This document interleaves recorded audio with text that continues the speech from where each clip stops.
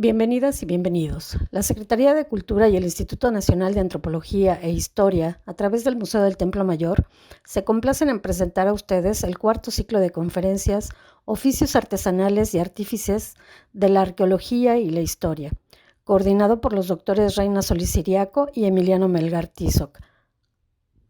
En esta ocasión, los doctores Solís y Melgar presentarán los artífices tecnochcas de las piedras preciosas. Antes leeré una breve semblanza de los ponentes. Reina Beatriz Solís Siriaco es licenciada en Arqueología por la ENA, maestra y doctora en Antropología por la UNAM, investigadora del proyecto Estilo y Tecnología de los Objetos Lapidarios en México Antiguo, profesora del Seminario Monográfico en el Posgrado de Estudios Mesoamericanos desde enero de 2016 y del Posgrado de Historia del Arte desde el 2020. Pertenece al Sistema Nacional de Investigadores Nivel 1. Ha trabajado en proyectos de México, Guatemala, Ecuador y España, publicado más de 50 artículos científicos y es autora de 2 libros publicados en el INA. Los temas que trabaja son la producción artesanal en concha y lapidaria, estilo y tradición, arqueología experimental, traseología, bienes de prestigio y esferas de consumo. Por sus investigaciones ha sido distinguida con el Premio Alfonso Caso del 2012 a la mejor tesis de maestría en arqueología y el Premio Teotihuacán 2011 a la mejor investigación sobre esa ciudad. Emiliano Ricardo Melgar Tizoc es licenciado en Arqueología por la ENA, maestro y doctor en Antropología por la UNAM, profesor investigador del Museo del Templo Mayor desde el 2004 y miembro del Sistema Nacional de Investigadores Nivel 1. Ha trabajado en proyectos de México, Estados Unidos, Guatemala, Costa Rica, Perú y Ecuador. Ha publicado más de 100 artículos científicos y 3 libros. Por sus investigaciones ha sido distinguido con el Premio Alfonso Caso 2005 a la mejor tesis de licenciatura en Arqueología y el Premio Teotihuacán 2011 a la mejor investigación sobre esta ciudad. En 2019 fue galardonado con el Premio de Investigación para Científicos Jóvenes en el Área de Humanidades de la Academia Mexicana de Ciencias. Adelante. Muchísimas gracias, Miriam. Buenos días a todos. Bienvenidos a esta segunda sesión de este cuarto ciclo sobre los artífices y artesanos desde la historia y la arqueología. Y bueno, el día de hoy pues les vamos a presentar una versión de lo que nosotros tenemos sobre los artífices de las piedras preciosas en Tenochtitlan, ¿no? Permítanme, nada más que se ponga en grande. Listo, ahí está. Bueno, vamos a empezar. Vamos a hablar, como les decíamos, ¿no?, de estos artífices, ¿no?, estos artesanos, lapidarios, que se dedican a labrar y esculpir las piedras preciosas y semipreciosas. Y bueno, porque no todo nuestro público es de México, pues vamos a hablar nada más brevemente que el Templo Mayor de Tenochtitlan y su recinto sagrado se encuentran pues en lo que es actualmente el centro histórico de la actual Ciudad de México. Y bueno, algo que uno observa o aprecia cuando visita el Museo del Templo Mayor, pero también lee uno sobre las publicaciones, los distintos textos que tienen los colegas, es que desde 1978, bueno, incluso desde antes que existiera el proyecto Templo Mayor, destaca la enorme diversidad de objetos y materiales, la gran mayoría de origen foráneo, a la Cuenca de México, que se han encontrado en más de 250 ofrendas del Templo Mayor, ¿no? En el caso particular que a nosotros nos interesa, que son los objetos hechos en rocas y minerales, pues es muy interesante la enorme variedad de objetos que hay en las ofrendas, ¿no? Obviamente un grupo muy importante de ellos, ya en algún momento con el doctor Adrián Velázquez y bueno, Hervé Monterrosa y Reina y su servidor, hemos estado trabajando sobre esta propuesta de un estilo imperial, ¿no? Entonces, si bien vamos a hablar un poquito también de algunos otros materiales, en realidad nos vamos a centrar sobre todo en las manufacturas, en los joyeros, en los artesanos que elaboraron los objetos en época mexica, no tanto de las reliquias o materiales anteriores a ellos. Y bueno, ello nos lleva la Tlahtecayotl, ¿no?, este arte de la lapidaria, que se refiere a este grupo de artesanos que trabajaron las rocas preciosas y semipreciosas con técnicas secretas y a muchas de ellas reveladas por posesión o conocimientos divinos, ¿no? Entonces es muy interesante ver que pues, cuando uno observa este tipo de objetos, Resulta muy interesante preguntarse, ¿no? ¿Qué materiales son? ¿De dónde vienen? ¿Cómo pudieron haberlos obtenido? ¿Qué técnicas de elaboración pudieron haber elaborado o empleado? Y sobre todo, que, permítanme tantito, acá hay un eco, perfecto, ya, listo, es que había un pequeño eco por ahí. Les decía, ¿no? Preguntarnos todos estos aspectos, ¿no? Desde la obtención, su procedencia, sus técnicas de elaboración, quiénes las pueden haber elaborado, en qué contextos, ¿no? Si son en un taller común, en talleres palaciegos, bueno, todo ello es lo que vamos a tratar de mostrar más o menos a grandes rasgos en esta presentación. Y pues bueno, obviamente cuando nos enfrentamos a ese tipo de objetos, ¿no? Aquí tenemos un Xiuhtecutli, ¿no? Hecho en piedra verde, ¿no? Al parecer es un tipo de granodiorita. ¿Qué técnicas de elaboración emplearon? ¿No? Y tenemos para ello que revisar, por ejemplo, qué imágenes hay en los códices, qué evidencias hay en contextos arqueológicos, ¿no? Y obviamente, pues bueno, en el caso particular de las fuentes históricas, a veces pues nada más nos muestran que están haciendo percusión, están utilizando ya con una visión occidental una especie de martillo cuando viene a ser un percutor de piedra contra otro, ¿no? Entonces tenemos pues también esos detalles con las fuentes históricas, ¿no? No está avanzando la presentación. Ahora sí, ya. Bueno, ¿no? Entonces, que el primer aspecto de ellos, pues, es justamente estas piedras preciosas, ¿no? Es muy interesante que, por ejemplo, tenemos los genéricos, como el caso de los chalchihuites, que no quiere decir piedras verdes, sino quiere decir piedra preciosa perforada. Ya en su tesis doctoral, el doctor Hervé Monterrosa, pues ha hecho discusiones sobre las partículas de esta palabra y todo ello, pero es interesante, ¿no? Mostrar que generalmente cuando está representado el chalchihuitl en los documentos históricos, aparece engarzado, ¿no? Vamos a ver que no necesariamente es de color verde. En Templo Mayor, bueno, tenemos la maravilla que incluso hay collares que tienen incluso el glifo de Chalchihuitl hecho en la misma cuenta. Y algo muy interesante, cuando uno empieza a revisar los documentos históricos, revisa la geología moderna y trata de ver los materiales de rocas y minerales que tuvieron a su disposición los antiguos nahuas. Por ejemplo, ellos destacan, entre muchos atributos, características visuales, de colores, de durezas, pero también aspectos simbólicos, medicinales o asociados a determinados dioses, ¿no? Por ejemplo, aquí tenemos que nos hablan de algunos de estos materiales preciosos, el quetzalistli, ¿no? El que está a la izquierda de ustedes, y nos lo describen como que tiene el brillo de las plumas del quetzal, estos colores entre verde azulado metálico, o muy brillante, muy lustroso, pero la transparencia de la obsidiana, ¿no? Hay muchos colegas que piensan que es la obsidiana verde dorada, pero más bien nosotros consideramos que es la jadeíta y el cosmoclor, que son, bueno, un tipo de jadeíta y cosmoclor, que son translúcidos, ustedes pueden verlo, se parecen vidrio verde, pero son translúcidos, es decir, valga el lenguaje coloquial para que nos entienda nuestro público, sería como ver un trozo de una botella de 2X Lager verde, por así decirlo, ¿no? Entonces ahí estamos viendo, y hay mucha joyería elaborada en este tipo de jadeita y cosmoclor, ¿no? Otro aspecto interesante es el del Quetzalchalchihuitl, que nuevamente tiene estos brillos, ¿no? De lustre metálico, vítreo de las plumas del Quetzal, pero que se dedica exclusivamente para hacer, en este caso, muchos chalchihuites, y que al no tener esa translucidez, muy probablemente están hablándonos sobre todo por este brillo tan intenso que tienen las piezas elaboradas en ella, de las jadeitas, ¿no? Puede ser la verde imperial, la verde esmeralda, el manzano, que serán de los tres colores más valorados entre este material precioso desde Guatemala.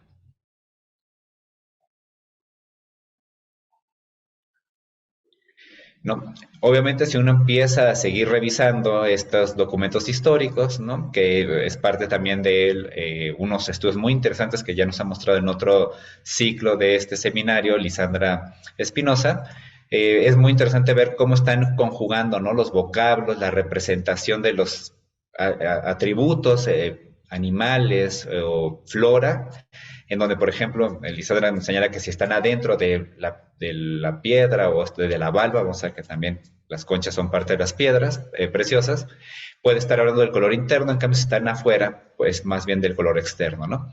Entonces, en los vocablos y en la nomenclatura de estos materiales, pues a veces hacen especies de analogías y similitudes con elementos del entorno natural para hablar, por ejemplo, de ciertos colores de las turquesas Shewell con cierto follaje, ciertas hierbas que tienen ese tono que no es un verde, sino más bien es hacia un azul, ¿no? Tenemos también, por ejemplo, la Pozzonali, que sería casi literalmente como espuma petrificada, y que, bueno, es para describir el ámbar. O, de forma muy interesante, el Stetl, que sería la piedra de sangre, ¿no? Y que es una especie de material silicio, ¿no? Del tipo de los pedernales, que tiene inclusiones rojizas que parece que hubieran goteado sangre en él, ¿no? Obviamente, les digo, es muy amplio, no vamos a detenernos demasiado en ello, pero uno revisa los documentos, ¿no? Sea el Códice Florentino, distintas obras o estudios ya de época de la colonia hacia el México independiente, ¿no? Como Francisco Hernández, que nos hacen una clasificación de estos materiales y cuáles podrían ser sus potenciales materiales modernos, ¿no?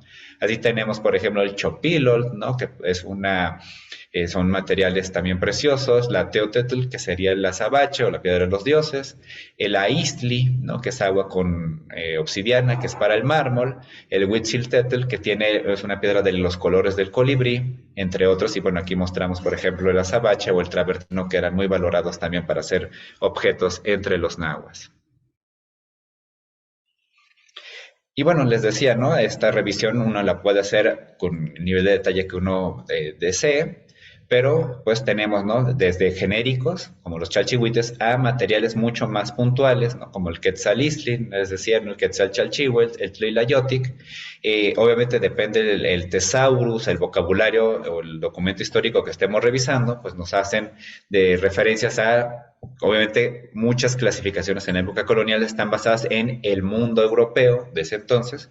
Entonces, si lo ven verdoso, brillante, como esmeralda, pues le ponen que es como una esmeralda en bruto, ¿no? O le ponen que es el zafiro de estas tierras, el alabastro de estas tierras, cuando a veces pues esos materiales, esas rocas, esos minerales, pues no los tenemos o no existían en el México antiguo, pero bueno, son sus referentes, ¿no? También es interesante mostrar en qué contexto de los documentos históricos, pues también en los vocabularios hay veces que están aislados y no tenemos un documento en donde se hable en qué contexto se está usando, las referencias en las que aparece, y esto es lo que les decía, ¿no? Aquí, por ejemplo, nos hablan, en el caso del Códice Florentino, de los chalchihuites, y no son necesariamente verdes, ¿no? Los hay azules, incluso los están combinando con chalchihuites rojos. Por eso les decíamos, chalchihuit no es exclusivo de piedras verdes, como muchos colegas lo dicen, sino es más bien piedra preciosa perforada. Lo mismo sucede con el color, ¿no? Que eso es muy interesante, más que ellos estén manejando los nahuas clasificaciones como decir del tipo jadeitas, ¿no? O tipo materiales metamórficos, materiales volcánicos. No, ellos más bien es, al parecer, el color es uno de los principales atributos y ya después van subdividiendo en propiedades medicinales, simbólicas, determinadas insignias de los dioses, ¿no? O de follajes con elementos de la fauna, ¿no? Entonces, eso es lo que podemos apreciar. Y bueno, les digo, ¿no? Uno puede estar viendo así la distinta descripción de ellos. Y como les decía, ¿no? Hay materiales que son muy difíciles de saber a qué se están refiriendo, como el tlapalteoxihuitl, ¿no? Que en términos, si uno hiciera la traducción de los vocablos, parecería que es una especie de turquesa rojiza o encarnada, pero pues las turquesas no son de ese color. Y si a ello le sumamos que en algunas de las traducciones nos dicen, ¿no? Los cronistas que es un rubí, pues menos, ya que no hay rubíes en el México antiguo, ¿no? Entonces, eso pues nos complica un poco a qué se están refiriendo en algunas de las ocasiones. Y como les decíamos, pues es muy interesante ver que en estas clasificaciones de los antiguos nahuas, las conchas también eran consideradas materiales pétreos, ¿no? Eran piedras de origen acuático. Y cuando uno ve los documentos históricos, por ejemplo, en el Códice Florentino, se aprecia que en el capítulo dedicado a los lapidarios se está incluyendo al artesano de la concha haciendo chalchihuites hechos con valvas, con caracoles. Y cuando uno ve cómo están describiendo o representando a estos moluscos, pues resulta que están compartiendo muchas descripciones y atributos de las piedras preciosas, ¿no? Por ejemplo, que tiene el color de la pluma del quetzal, que esto es chalchuascali, ¿no? Que se hacen cuentas con estas valvas. Y lo que les decía, ¿no? Por ejemplo, de que si está adentro o afuera, la representación del elemento que están dándole para describir propiedades físicas. Les comentábamos que Lisandra Espinosa tiene un estudio muy interesante de cómo están haciendo la construcción y la taxonomía o la nomenclatura de estos materiales, ¿no? Y algo que nos permite confirmar que la concha es parte de estos materiales pétreos de los lapidarios, aunque en nuestro mundo occidental las conchas no son piedras en sí, pero su parte calcárea, su exoesqueleto, comparte algunos atributos y se trabaja similar a las piedras preciosas, pues podemos apreciar que hay objetos en las ofrendas del Templo Mayor y en contextos del siglo XVI en la Cuenca de México, que tenemos los mismos objetos hechos en jadeíta y madreperla, caracol y travertino, jadeíta y caracol, obsidiana y madreperla, ¿no? Son mismas insignias, mismos atributos y bueno, estudios que hemos hecho con el doctor Adrián Velázquez en muchas ocasiones tienen no solo la misma forma, la misma iconografía, sino también muchas veces la misma tecnología, ¿no? Entonces eso pues nos está mostrando que sí, como dicen los documentos históricos, los lapidarios tienen entre varios de sus trabajadores a quienes se dedican a elaborar objetos en moluscos. No quiere pasar ahora, ¿sí? Pero bueno, ¿no? Ello obviamente nos habla también de, sabemos qué diversidad de materiales pueden estar empleando. Bueno, hay muchos estudios que se han realizado, ¿no? Con distintas técnicas arqueométricas para saber, ¿no? Como la microsonda de rayos X, la fluorescencia de rayos X, la espectroscopía micro-Raman que hemos presentado en otros foros, para saber de qué lugares vienen. Pero también es interesante ver cuándo los materiales, cómo pudieron haber llegado a Tenochtitlan, ya que es una cuenca de un entorno volcánico y la gran mayoría son materiales metamórficos o sedimentarios, es decir, ajenos a la cuenca. Entonces, dos de los mecanismos principales eran el comercio o intercambio de larga distancia, que llevaban los pochtecas sobre todo, y el tributo de los materiales, ¿no? En este sentido es muy interesante que en las listas de tributos, como la matrícula o el Códice Mendoza, que es uno copia del otro, son muy pocos los materiales que se mencionan que se estén tributando, ¿no? Por ejemplo, para Tochtepec tenemos muchos collares, ¿no? Y materiales de piedras verdes, de chalchihuites, ¿no? Sean en sartas, ¿no? A veces incluso nos dicen de cuántas piezas.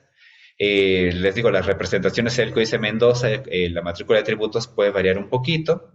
En el caso tenemos 8 provincias que tributan materiales de piedra verde, 3 provincias que tributan materiales azules y una provincia que tributa ámbar, ¿no? Entonces, por ejemplo, el Apozonali, ¿no? Que en este caso es el Soconusco, una cazuela con materiales azules, no puedo asegurar que sean de turquesa porque el documento incluso tiene una mala glosa, dice Matláhuac Xihuic, y el amanuense ni siquiera le interesó ver cuál podría ser la representación y la traducción correcta y le pone resina azul, ¿no?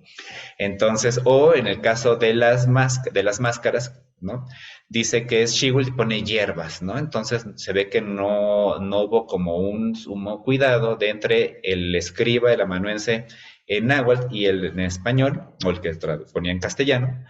Pero tenemos, ¿no? La cazuela para la montaña de Guerrero, ¿no? Queutiopan, las máscaras, un bulto o una carga con 10 máscaras de turquesa, de mosaico de turquesa con madera, muy probablemente de la Mixteca Baja, en este caso Yohualtepec, o un collar y 2 discos de mosaico de Toxpan en la Huasteca, ¿no? Veracruzana o en la parte norte de Veracruz.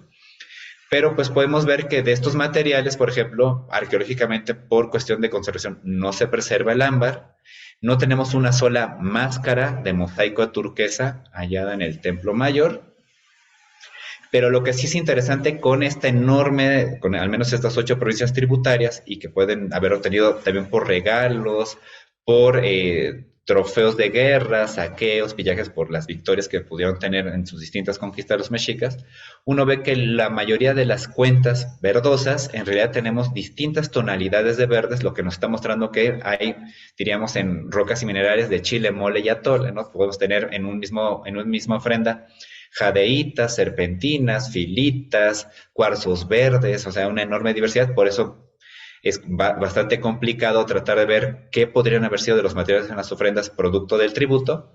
Tenemos también algunos de esos collares de turquesa mezclados con jadeitas. Les digo, la máscara de mosaico no tenemos arqueológicamente y muy probablemente es porque la usaban para la enorme vida ritual, la intensa vida ritual y que todo el año tenían fiestas y para el despliegue visual, ¿no? Para la parafernalia de las élites. En el caso del ámbar, les decía, ¿no? Dos piezas de ámbar, ¿no? Pues también los documentos, parece que es el amarillo, pero bueno, los mexicas, los nahuas también distinguían el ámbar rojo y el ámbar azul, ¿no? El ámbar verde, perdón. Las turquesas, que pueden tener una enorme diversidad de colores, y sí tenemos mosaicos de disco de turquesa, que curiosamente no tienen huellas de la zona huasteca, sino más bien de la zona mixteca, ¿no? Entonces eso nos complica mucho el panorama para tratar de rastrear qué de los objetos llegaron por tributo, aunque los documentos históricos nos hablan de estos mecanismos de obtención. Pero bueno, ¿quiénes son estos artesanos o cómo se dedican a la joyería, la lapidaria entre los antiguos nahuas? Bueno, este oficio podía haber sido elegido, digamos, predestinado por nacimiento, ¿no? Dependiendo en el calendario ritual. Si habías nacido en el día 1 mono, en el día 1 flor, no sé, Oxomastli, Xochitl, y si en todo caso el día de tu nacimiento tus padres, tu familia te regala insignias de este trabajo artesanal, ¿no? Bueno, o sea, no exclusivamente lapidario, o sea, en otras fechas del calendario era para hacer orfebre, amanteca, guerrero, astrónomo, carpintero, bueno, tienen distintas fechas en el calendario, pues podemos ver que en el Códice Mendoza, en el Códice Florentino, ¿no? Se nos muestra que estas mismas escenas, ¿no? En las que se les regalan estos objetos que puedan dedicarse en su vida adulta, ¿no?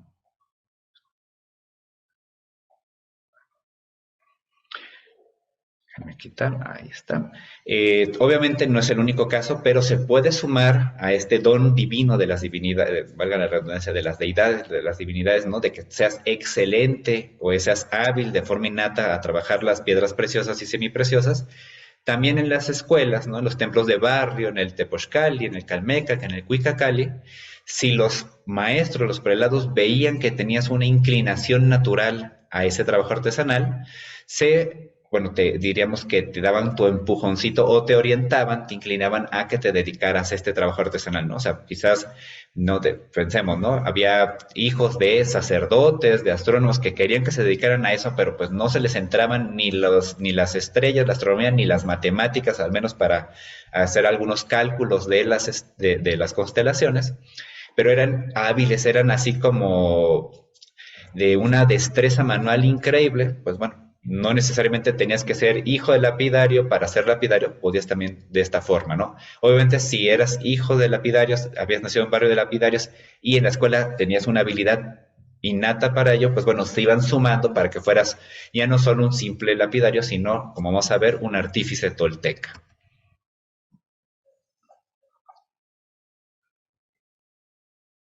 Ay, perdonen, es que sí, a ver, déjenme volver a compartir porque algo pasó al cambiar. Ahora sí. Me voy a retomamos donde nos quedamos. Aquí está.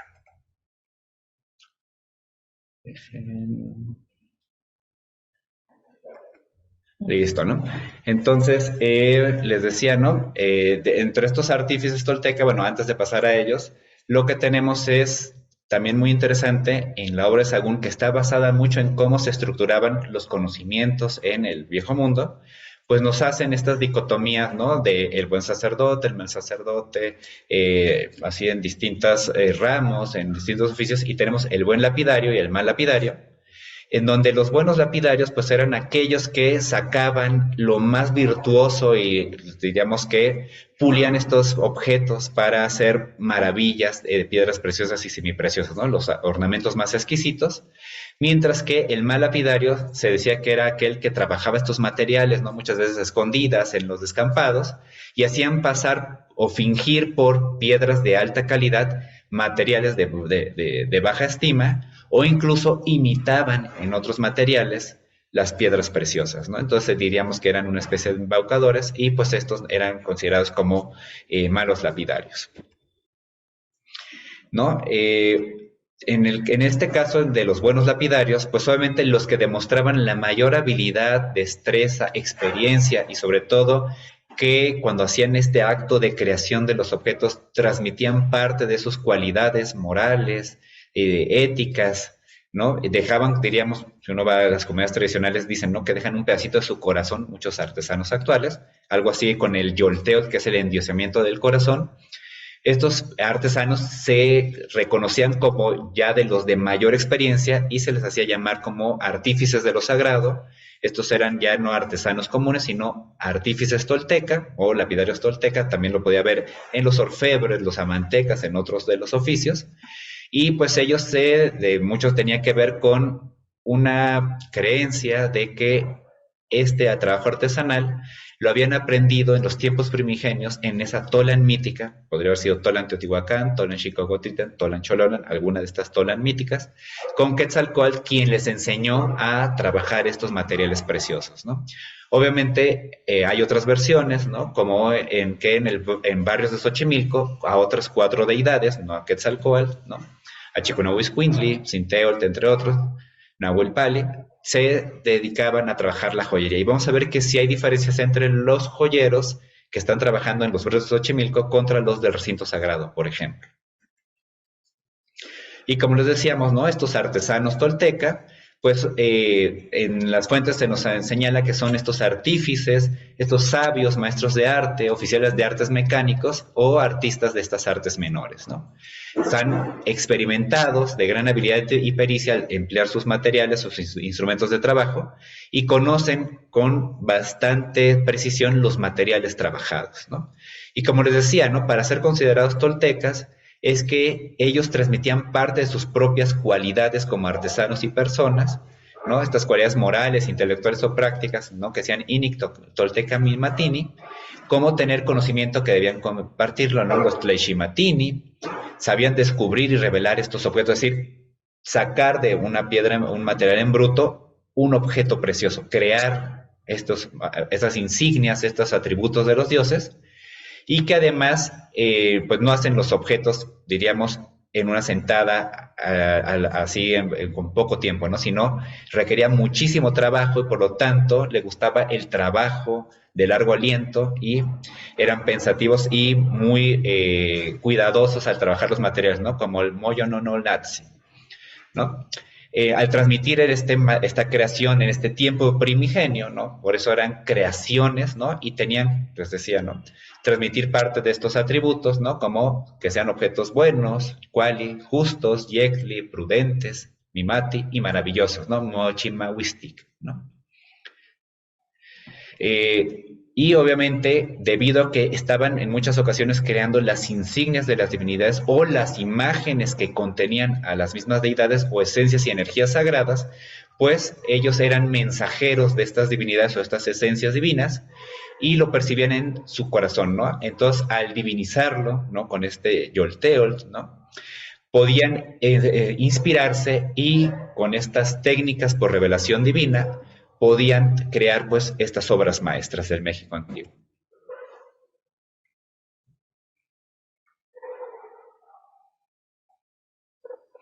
¿No? Y bueno, algo muy interesante, ¿no? Entre estos grupos de artífices de lo sagrado, estos lapidarios tolteca, es justo el grupo de los buscadores de estos materiales preciosos, ¿no? Esto es algo, una lectura muy atenta que hizo igual Lisandra Espinosa, que nos mostró en una sesión del ciclo anterior. Habla de ver y buscar los materiales preciosos, ¿no? Entonces, por ejemplo, de forma muy interesante, en cierta forma con metáforas, se nos señala que en el caso de ciertos chalchihuites, los Tleishmatini están en el amanecer y ven que emiten una especie de vaho, un hiyolt, ¿no?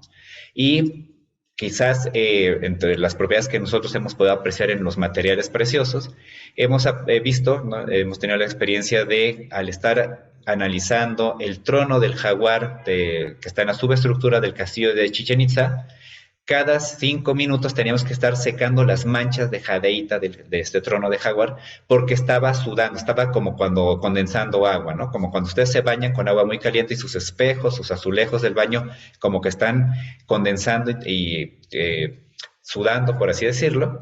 Esta propiedad, yo por ejemplo nunca se la he visto a las serpentinas, a estos otros materiales verdosos, pero a las jadeitas, a las jadeititas sí se las hemos visto, ¿no? Entonces, quizás entre estos materiales que nos están hablando en esta metáfora, ¿no? En blanco y negro y a color, porque se acabaron los pigmentos por una epidemia cuando estaban coloreando el país de Florentino, es interesante que pudieran estar hablándonos no de cualquier chalchihuite, sino quizás de este grupo de las jadeitas, ¿no?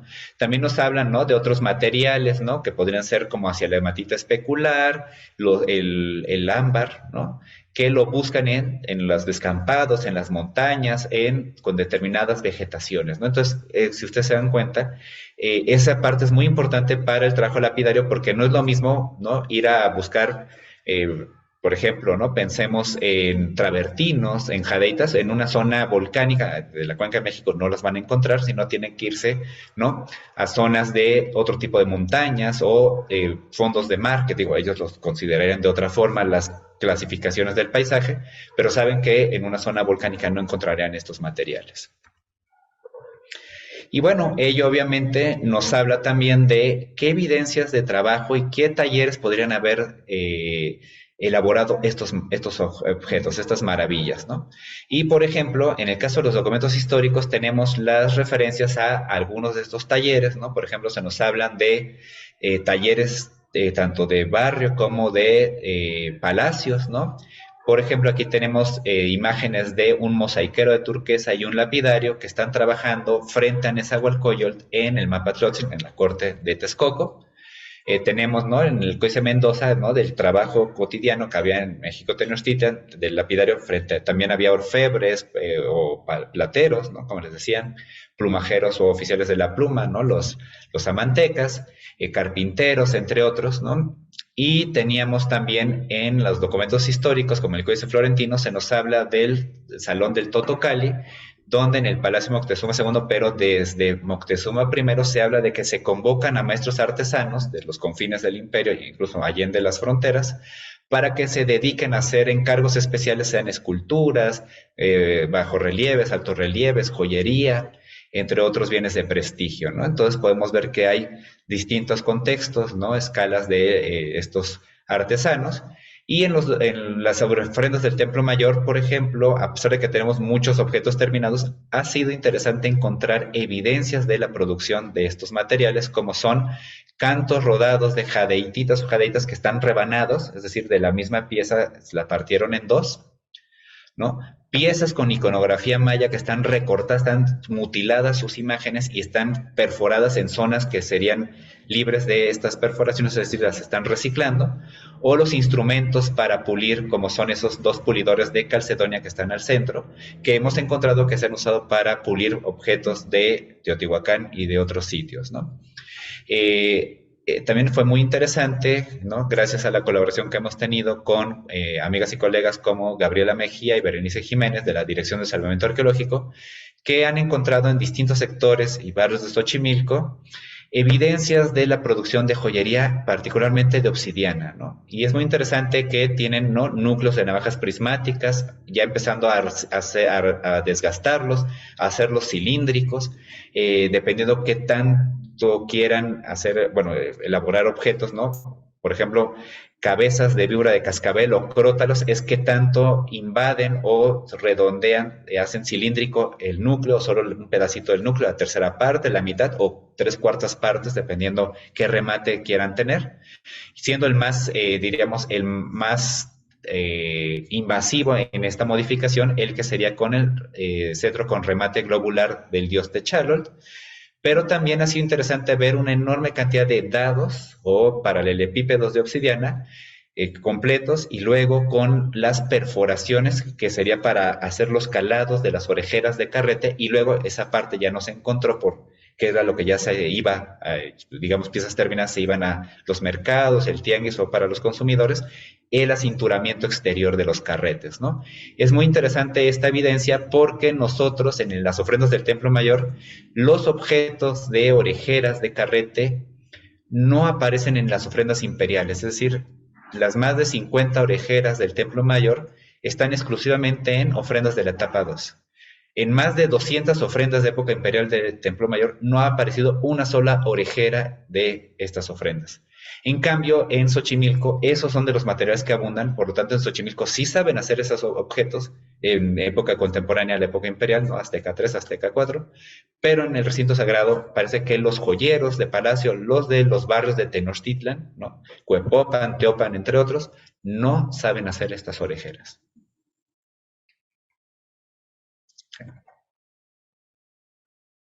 Ajá.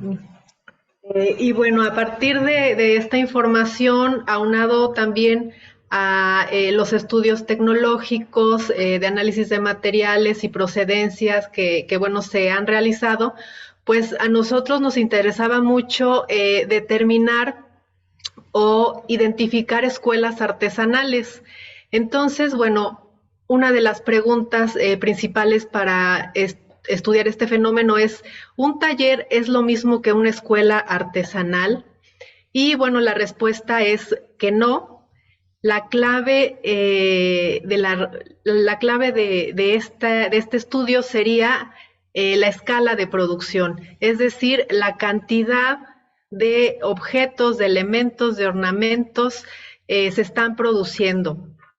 Y bueno, ya más adelante voy a señalar ciertos atributos o ciertas características que tienen las escuelas artesanales, pero bueno, nosotros vemos, gracias a las fuentes históricas, cómo la función de los diferentes talleres o las especializaciones de estos artesanos pues son muy particulares y se están diferenciando entre sí. Ya Emiliano nos ha comentado cómo es que se elige o cómo es que se llega a ser un artesano, un especialista, cómo se transmite el conocimiento y bueno, cómo se va reforzando la habilidad de estas personas.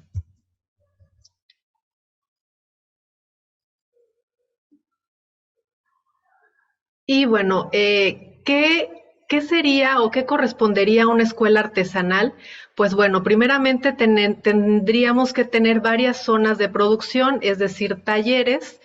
No necesariamente tienen que estar en una zona particular y bueno, todos cercanos o relacionados, no necesariamente, pero sí pueden ser contemporáneos y se pueden distribuir en un territorio más o menos amplio, pero también es bien importante que haya una continuidad temporal.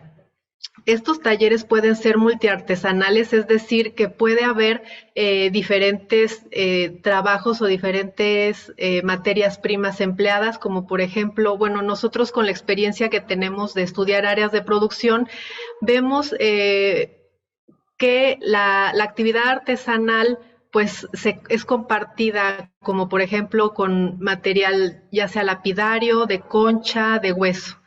Y bueno, estos talleres pueden ser dependientes al órgano de poder, a la élite o independientes, es decir, trabajar ellos como itinerantes. Muchas veces se pedía o se requería cierto artesano porque pues tenía alguna especialidad, entonces bueno, era requerido en ciertos sitios, en ciertas zonas, regiones, o lo pedían las élites para que elaborara determinados elementos.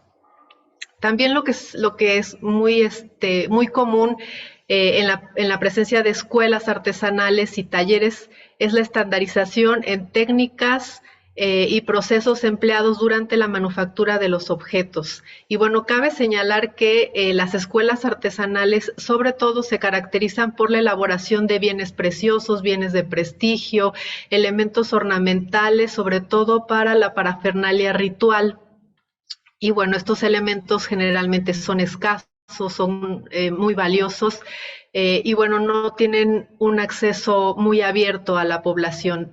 Generalmente el acceso de estos bienes es sumamente restringido.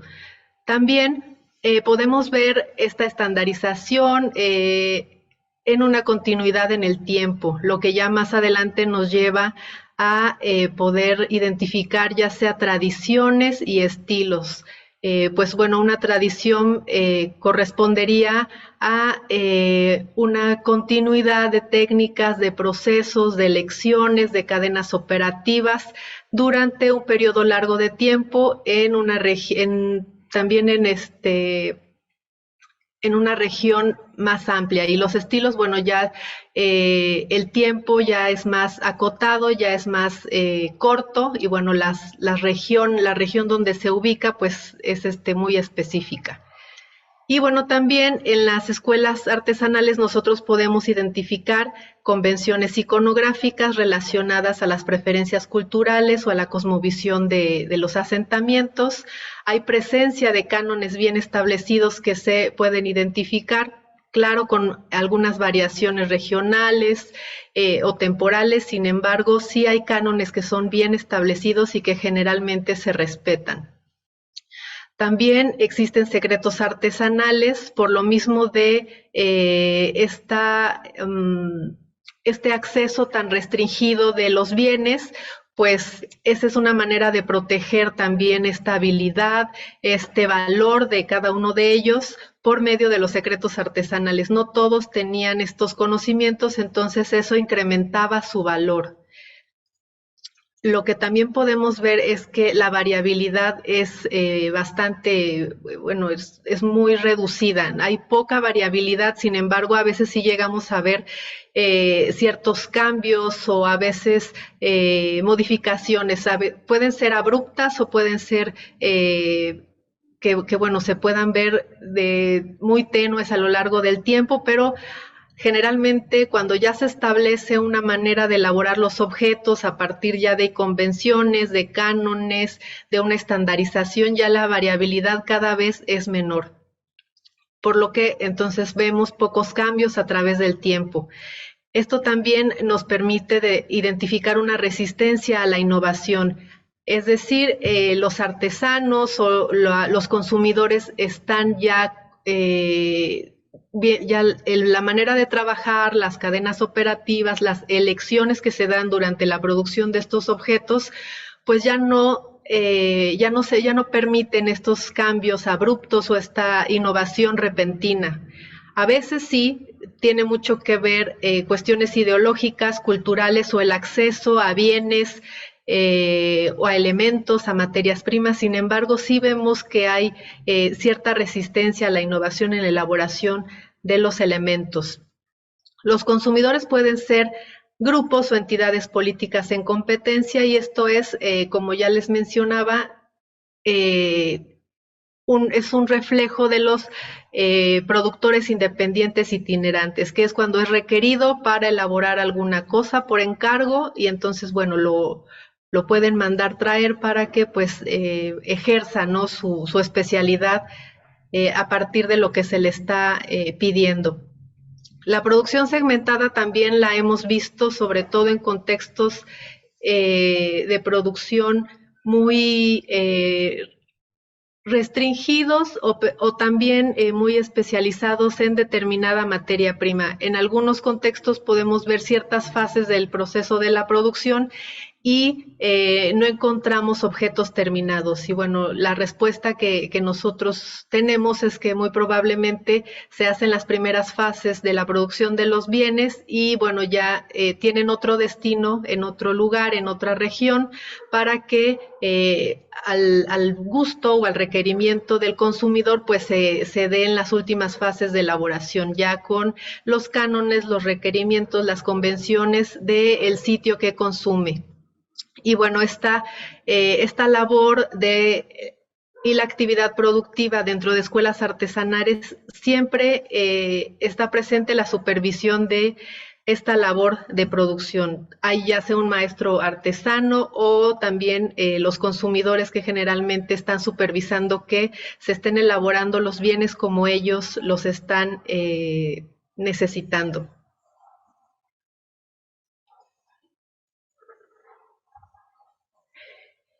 Y bueno, para el conocimiento de las escuelas artesanales, consideramos que es bien importante interpretar el fenómeno social de las prácticas y los sistemas tecnológicos y considerar el repertorio de imágenes, de atributos y elementos representativos de cada asentamiento, de cada cultura, de cada región.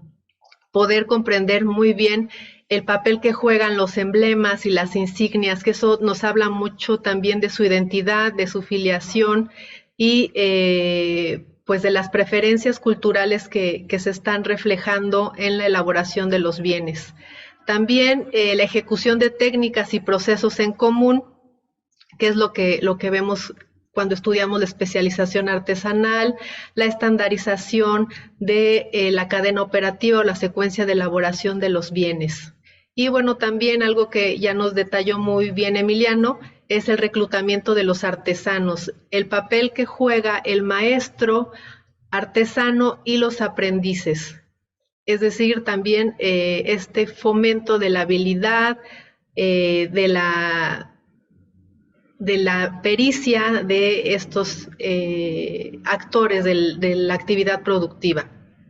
Y bueno, también la persistencia de lecciones tecnológicas a través del tiempo, que es algo que vemos en la tradición, en el estilo, que es justamente la manera de elaborar los bienes durante un proceso de tiempo bastante amplio. Y bueno, los contextos de producción que nos hablan mucho de los datos que nos permiten identificar e interpretar estos fenómenos, ¿no? Ya sea los talleres de barrio o los talleres palaciegos. Que bueno, la función de cada uno de ellos es distinta, pero bueno, a través de la experiencia que nosotros tenemos, muchas veces los talleres de barrio abastecen al área ceremonial o bueno, ya cuando hay más control o más especialización en la elaboración de los bienes, ya tenemos los talleres directamente dentro de Palacio. Y bueno, también el papel que juegan los consumidores, pues bueno, la demanda de los bienes es bien importante para determinar su valor, su función, los atributos y también el acceso a los mismos, ¿no?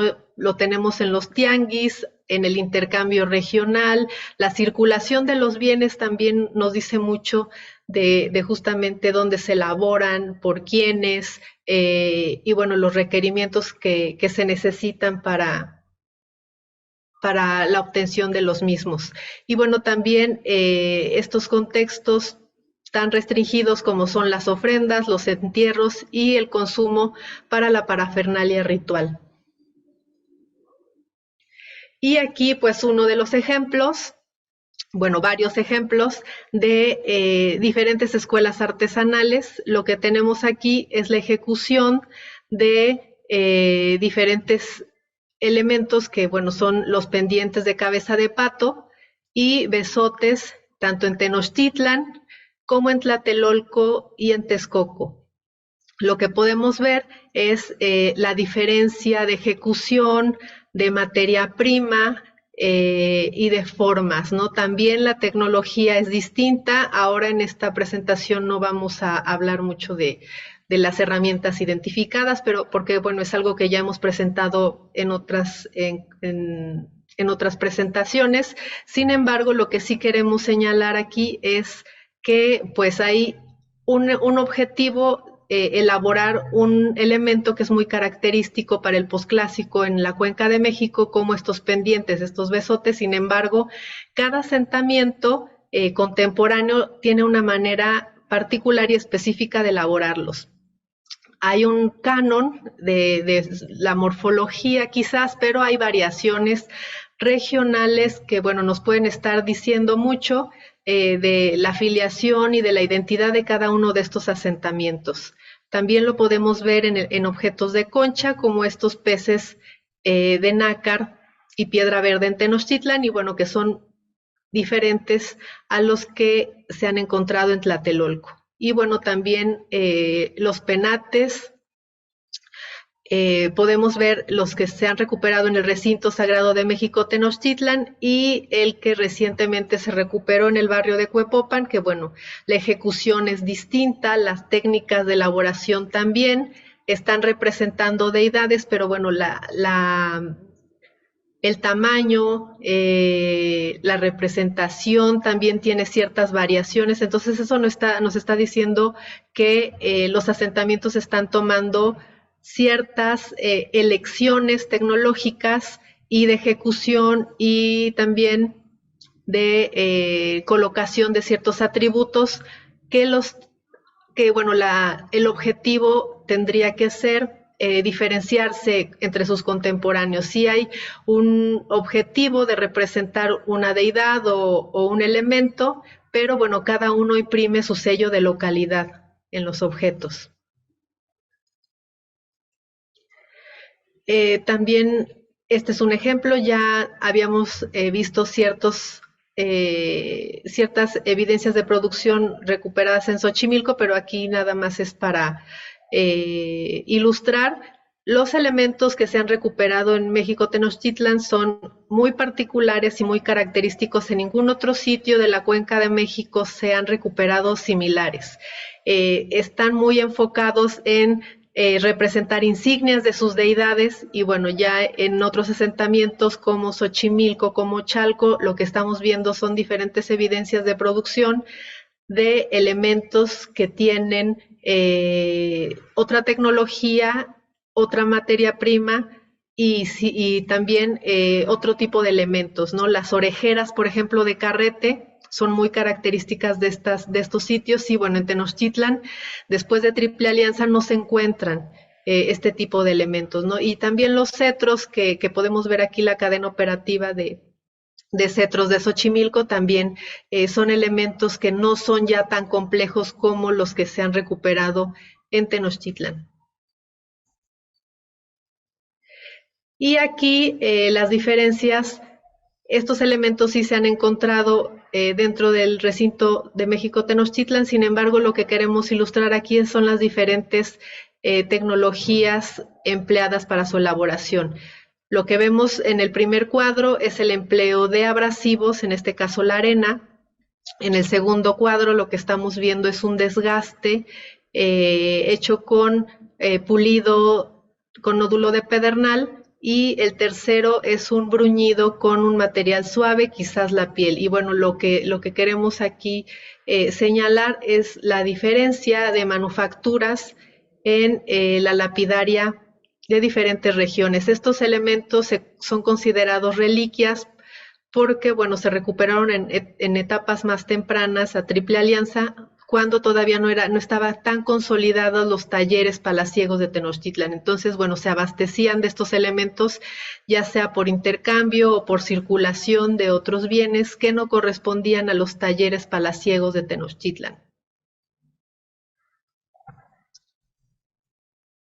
Igual aquí también otra vez volviendo a los pendientes de cabeza de pato y a los besotes, pues Tenochtitlan, Tlatelolco y Xochimilco sí presentan características muy particulares en la elaboración de estos elementos, ¿no? En Tenochtitlan pues lo que tenemos son la obsidiana verde dorada y bueno, el empleo de basalto para desgastar. En Tlatelolco incluso la materia prima es diferente, tenemos obsidiana meca y gris, y bueno, aquí también el desgaste empleado para los objetos es andesita. En Xochimilco, lo que es muy característico, aparte de la ejecución, de la morfología, que es distinta tanto en Tenochtitlan como en Tlatelolco, pues el empleo de los abrasivos, muy característico para Xochimilco, lo que nos está otra vez llevando a que cada sitio tiene una manera de elaborar los objetos muy particular y bien característica de cada uno de ellos, ¿no? Lo que nos puede estar hablando de la manera en que ellos se distinguen entre sí y bueno, también imprimen su sello de localidad, identidad y filiación.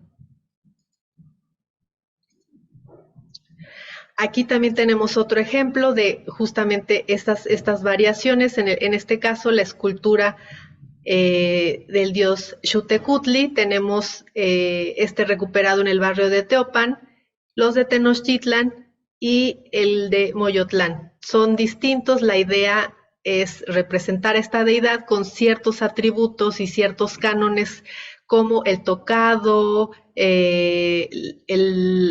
dentadura, la postura. Sin embargo, la ejecución, la decoración, las herramientas empleadas para ello, la materia prima es distinta. Entonces, bueno, este también es un dato que refuerza lo que se ha dicho anteriormente. En el caso de los Chacmol, el de Tenochtitlan, el recuperado en Venustiano Carranza y Tacubaya es lo mismo también. Diferentes, ciertos rasgos, ciertos atributos, pero bueno, el canon, la idea de la representación se sigue compartiendo.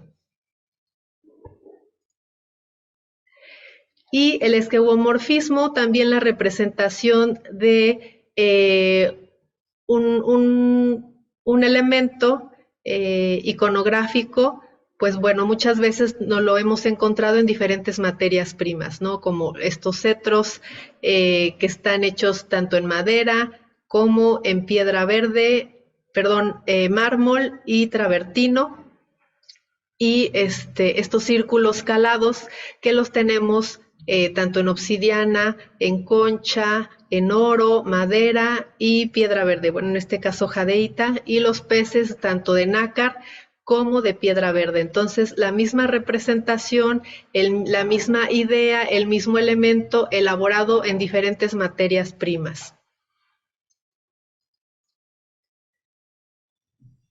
Bueno, toda esta información, todos estos estudios que hemos realizado, aquí nada más les mostramos ahora, más que llenarlos con huellas de manufactura, cuestiones experimentales, quisimos ver más esa otra cara de el trabajo artesanal, es decir, centrándonos más en estos artífices de las piedras preciosas. Es que los lapidarios de Tenochtitlan, sean tenochcas o hayan sido de otras partes de la misma cuenca de México, de otras partes del México antiguo, pues podemos apreciar que para el posclásico tardío trabajaron distintas piedras preciosas y semipreciosas, ¿no? O sea, como ellos se hacían llamar, ¿no? Los más exquisitos eran los chalchitlacuiloque, los que esculpen las piedras preciosas y las saben esculpir, es decir, de saber hacer este trabajo artesanal. Obviamente, como pudimos ver, la clasificación y el aprecio por estos materiales era sobre todo por cuestiones físicas y su simbolismo asociado, es decir, los colores era sobre todo uno de los atributos más importantes, donde el trabajo artesanal pues pudimos ver que o era heredado por parentesco o se podía añadir el ser aprendido en las escuelas, en los barrios en donde uno vivía, y dependiendo la habilidad y destreza que tenías, te quedabas en, o el estatus también de la familia de la cual formabas parte, puedes quedarte en los talleres de barrio o ser reclutado o promovido hacia o incorporado a los talleres palaciegos. Obviamente, como nos mostró Reina, pues estos artesanos palaciegos sobre todo son quienes se encargan de elaborar estas insignias y ornamentos de las divinidades o de los bienes de prestigio para ostentar el poder de las élites gobernantes, ¿no?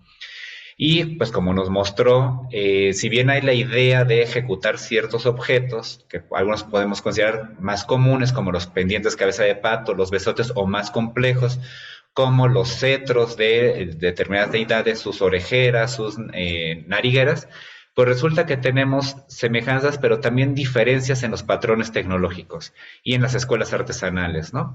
Esto es muy interesante porque nosotros podemos ver que, a pesar de que hay la idea, la convención de hacer cierto adorno, su ejecución, como nos mostró Reina, en distinta materia prima. Pueden ser obsidianas, por ejemplo, pero no es lo mismo ser obsidiana de Pachuca, de Otumba, incluso en Templo Mayor encontramos en los estudios recientes de Pico de Orizaba, de Ucareo. En el caso de la lapidaria, ¿no? Podemos ver otros sitios del México antiguo están usando también de Zacualtipán, de Tres Cabezas, Paredón, es decir, no basta con decir que sea obsidiana, pueden variar los yacimientos. Lo mismo nos pasa con las piedras verdes, ¿no? Serpentinas de Puebla, como Tehuitzingo, de Oaxaca, como Río Verde. Y si nada más vemos en la materia prima, pero le empezamos a ver que la ejecución de la pieza es los besotes, ¿no? Hay besotes calados, perforados, incisos, con la terminación plana, cóncava, convexa. Los patitos, ¿no? Ustedes pueden ver, los hay que el ojo está puesto en la misma zona de la perforación, hay otros que tienen una concavidad para el ojo y perforación independiente, hay otros como el de Xochimilco que están muy estilizados, se separa el cráneo del pico. En los de Tenochtitlan algunos son de pico muy amplio, otros son planos, es decir, podemos ver estas diferencias, ¿no? Y obviamente en la ejecución de estos materiales podemos ver las manos artesanales y también que estos grupos de trabajo están teniendo participación de maestros y aprendices, ¿no? Podemos ver que hay piezas excelsas y también la versión un poquito menos bien ejecutada de los mismos materiales. Y muchas veces en la ejecución de estas piezas tiene mucho que ver determinadas técnicas, ¿no? Pasos medulares y ejecución o el empleo de ciertos instrumentos de trabajo que nos hablan de algunos de estos secretos artesanales, ¿no? Por ejemplo, mucho de la elaboración de estas piezas no basta con imitar o ver qué están haciendo los materiales, como nos mostró, abrimos la presentación con esta imagen del Códice Mendoza, también hay conocimiento que está verbalizado, y estos son secretos artesanales que obviamente no quedan escritos, pero uno ve, ¿no? Por ejemplo, aunque no es propiamente de lapidaria, pero vimos que las conchas son parte de estas piedras preciosas. De señalarles que hace mucho tiempo, cuando yo empecé a hacer experimentos con el doctor Adrián Velázquez, nos pusimos a hacer una réplica de los pectorales del dios del viento, los Ejecacóscal, y pensábamos que si lograbas avanzar más de la mitad de la espira para poderla cortar y la quebrabas, diríamos, acortabas el tiempo, no, tenía que ser prácticamente el corte limpio para que saliera perfecta y no se te quebrara la vuelta interna o columela. Eso, con solo ver, si estuviéramos pensando en esa época antigua, en dos petates contiguos, viendo que nada más cortan, pero no te indican hasta dónde debes de llegar el corte, no basta ver, tiene que haber verbalización del conocimiento y por eso hay secretos en este trabajo artesanal. Y obviamente en estos trabajos, en esta habilidad, destreza y experiencia demostrada en la ejecución de estos materiales, pues los más exquisitos en elaborar estas piezas pues eran considerados artífices de lo sagrado y por lo tanto lapidarios tolteca.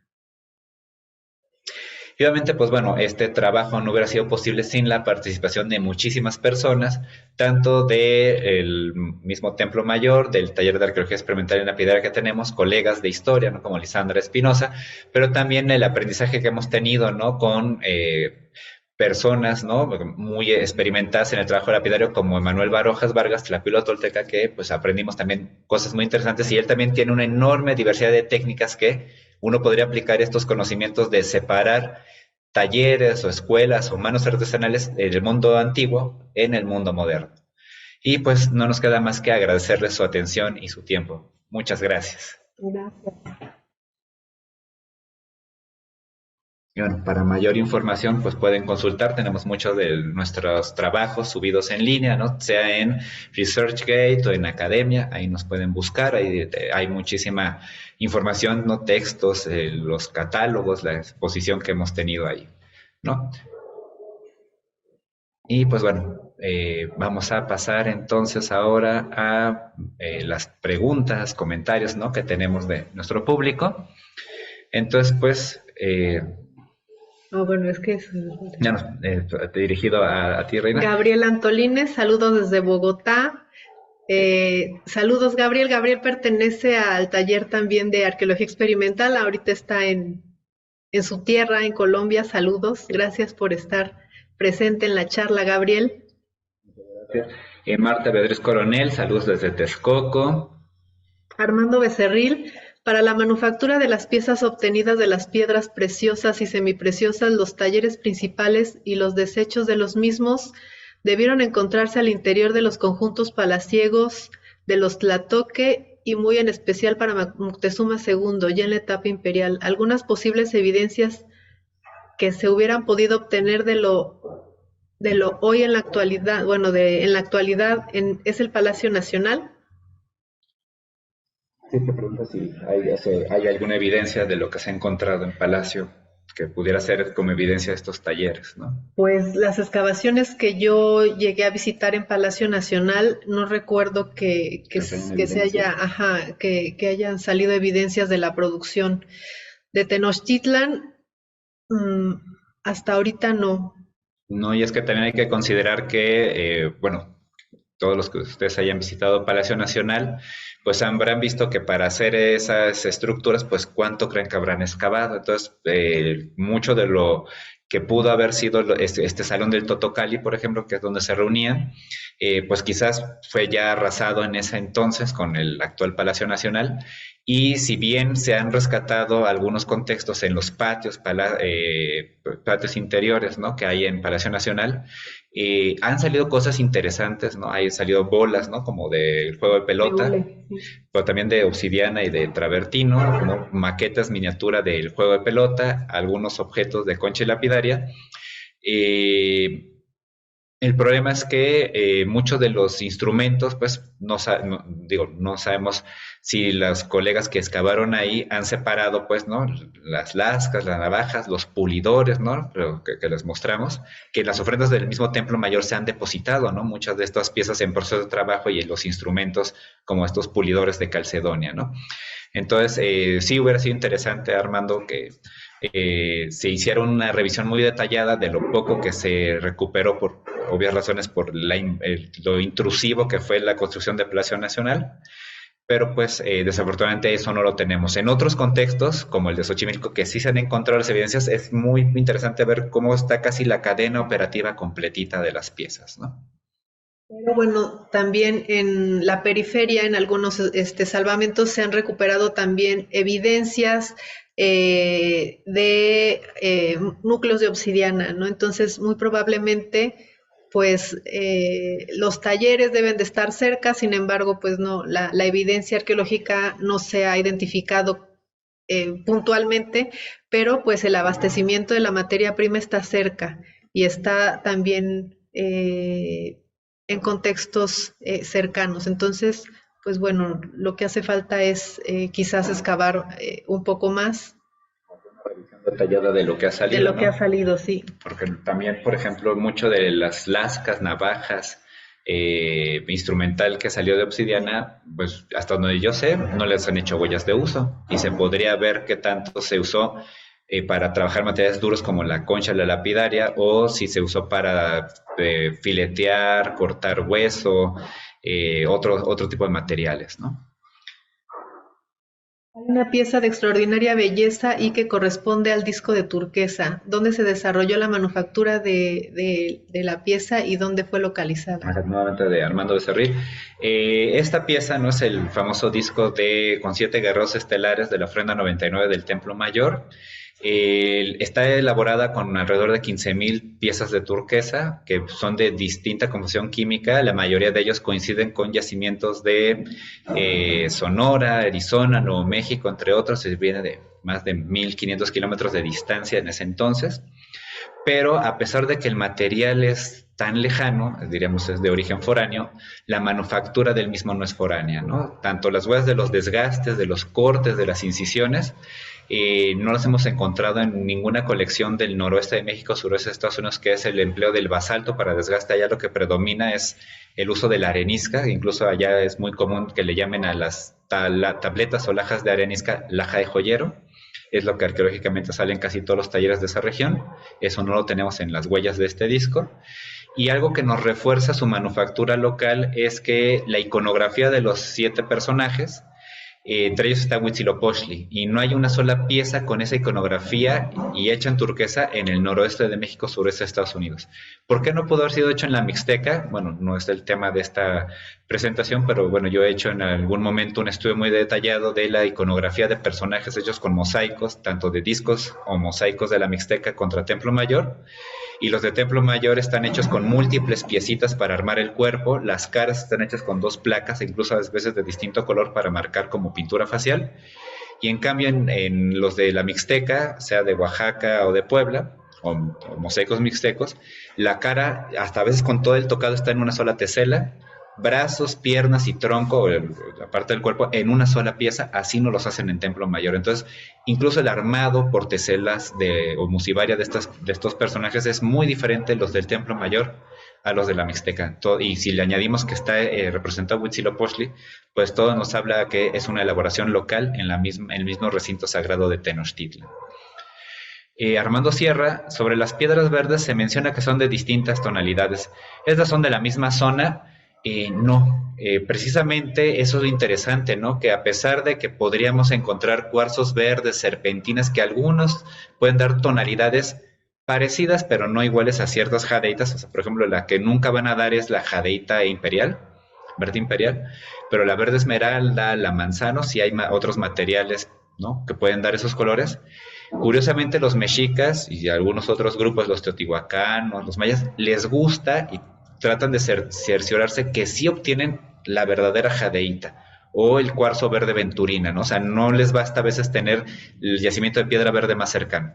Cuando tienen ausencia o escasez, pues sí, los pueden mezclar, pero en el mundo antiguo sí sabían distinguir algo de estos lugares que no todos eran de la misma zona, ¿no? Y eso es muy importante porque, por eso les decía de los collares por tributo. Tenemos muchos sartales que tenemos múltiples rocas y minerales, pero ¿dónde fueron hechos? Pues a veces nos salen con todas las técnicas posibles estos collares, y si vemos las rocas y minerales, ni siquiera son del mismo, diríamos, estado actual del país. Incluso a veces son allende las fronteras como Guatemala. Galán Escalante, muchas gracias por la información. ¿Cuál era el fin de las máscaras funerarias? Ajá. Bueno, las máscaras funerarias, en el caso del Templo Mayor no tenemos máscaras funerarias, hay muchísimas máscaras, tenemos más de 350, pero no son funerarias porque no fueron colocadas sobre el cráneo de un entierro completo, ¿no? En general en el Templo Mayor lo que tenemos son individuos sacrificados y decapitados. Entonces, en el caso del Templo Mayor no tienen esa función funeraria. En otros sitios, ¿no? Como en el área maya, pues es justamente para cubrir el rostro y muchas veces para representar a algunas divinidades, ¿no? Los gobernantes mayas se personificaban como ciertas divinidades y entonces podían ser el dios del maíz, ¿no? O representar la piel teseleada de las serpientes, ¿no? Que la crota, los durizos, por ejemplo, ¿no? La nauyaca, que eran muy valoradas, y es el glifo, por ejemplo, de el reino de Canul, ¿no? Del reino de la serpiente.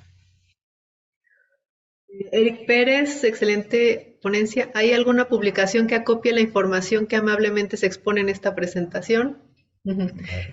Pues el catálogo de la exposición, que bueno, ya no está, estuvo hasta el fin de semana pasado, pero bueno, ya está a la venta. Ya está a la venta. Aquí está, es el catálogo de la exposición que estuvo en el Museo de Templo Mayor, y bueno, aquí se resume mucho de lo que se presentó pues el día de hoy, ¿no? Y está bastante bonito. Sobre todo la exposición, pues a quienes tuvieron la posibilidad de verla, aunque ya está cerrada al público, ya está desmontada, va a inaugurarse a fines del mes de octubre en el Museo de Historia Mexicana del conjunto de 3 museos en la ciudad de Monterrey, ¿no? Entonces ahí estará ya a la venta también el catálogo, ¿no? Que por cuestiones de pandemia y de logística, pues desafortunadamente no estuvo al mismo tiempo que la exposición, pero el folleto de la exposición pues está bastante ilustrado a todo color y viene muchísimo de lo que estamos presentando el día de hoy, ¿no? Armando Becerril, se ha mencionado la manufactura de piedras preciosas. ¿Se han podido identificar y tal vez tener algunas de las herramientas que posiblemente se utilizaron para el desarrollo de su trabajo? O sea, si las hemos encontrado. Pues están, ¿no? Por ejemplo, estos pulidores de calcedonia. Y pulidores, bueno, en contextos de producción de lapidaria maya, de jadeíta, pues se han encontrado nódulos de jadeíta para pulir, ¿no? Los nódulos de pedernal ajá, las calizas también con la impronta de las cuentas de piedra verde, las orejeras, y bueno, las lajas que se utilizan para desgastar sí se han encontrado en los contextos de producción en los talleres, ya sea lajas de basalto, de andesita, de caliza, y bueno, justamente en los contextos de producción, ya sea talleres de barrio o talleres palaciegos, las herramientas empleadas que las hemos identificado tanto con microscopía electrónica, utilizando arqueología experimental, y las que se han encontrado in situ en los contextos sí coinciden. Entonces, bueno, las herramientas para trabajar los objetos se han encontrado. En el caso particular del Templo Mayor, los objetos que sí fueron instrumentos para la joyería fueron justamente estos pulidores de calcedonia, ¿no? Los tenemos tanto en la cámara 3 como en la ofrenda 85 del Templo Mayor, y en la exposición 2 de estos objetos estuvieron expuestos y están en el folleto, ¿no? Para quien lo pueda adquirir próximamente. Armando Becerril, nuevamente, ¿cuáles son las diferencias más relevantes entre los artesanos de Xochimilco y Tenochtitlan?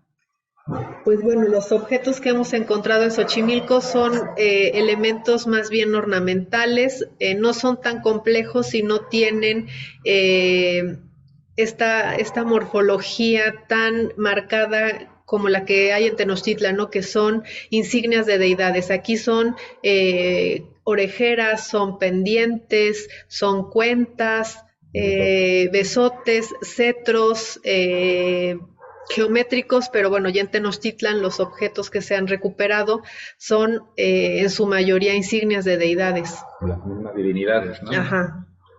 Entonces, ahí sí se puede apreciar un poco, como señalaba Reina, ¿no? Los que están trabajando en los talleres de barrio, que esa producción es como de objetos, no quiero decir de bajo estatus, pero como de una mayor circulación de los adornos que están elaborando, ¿no? Son estas piezas geométricas. Y en cambio el taller palaciego, como nos señalan las fuentes históricas, que incluso en las imágenes que mostró Reina están trabajando bajo la mirada de Moctezuma, según no cualquier artesano es visitado y trabaja bajo el gusto y como lo pide el Tlatoani. Estamos en un contexto dependiente muy restringido y muy supervisado para que las convenciones iconográficas y los productos elaborados estén de la misma forma, ¿no? Entonces aquí sí se nota que incluso los objetos elaborados en Tenochtitlan no salen incluso a veces del Huey Teocalli como ofrendas, a veces no los tiene ni los edificios aledaños. Y en Xochimilco esos objetos sí los hay, no nada más en San Pedro Xochimilco, están en Chalco, en otros sectores de la cuenca, ¿no?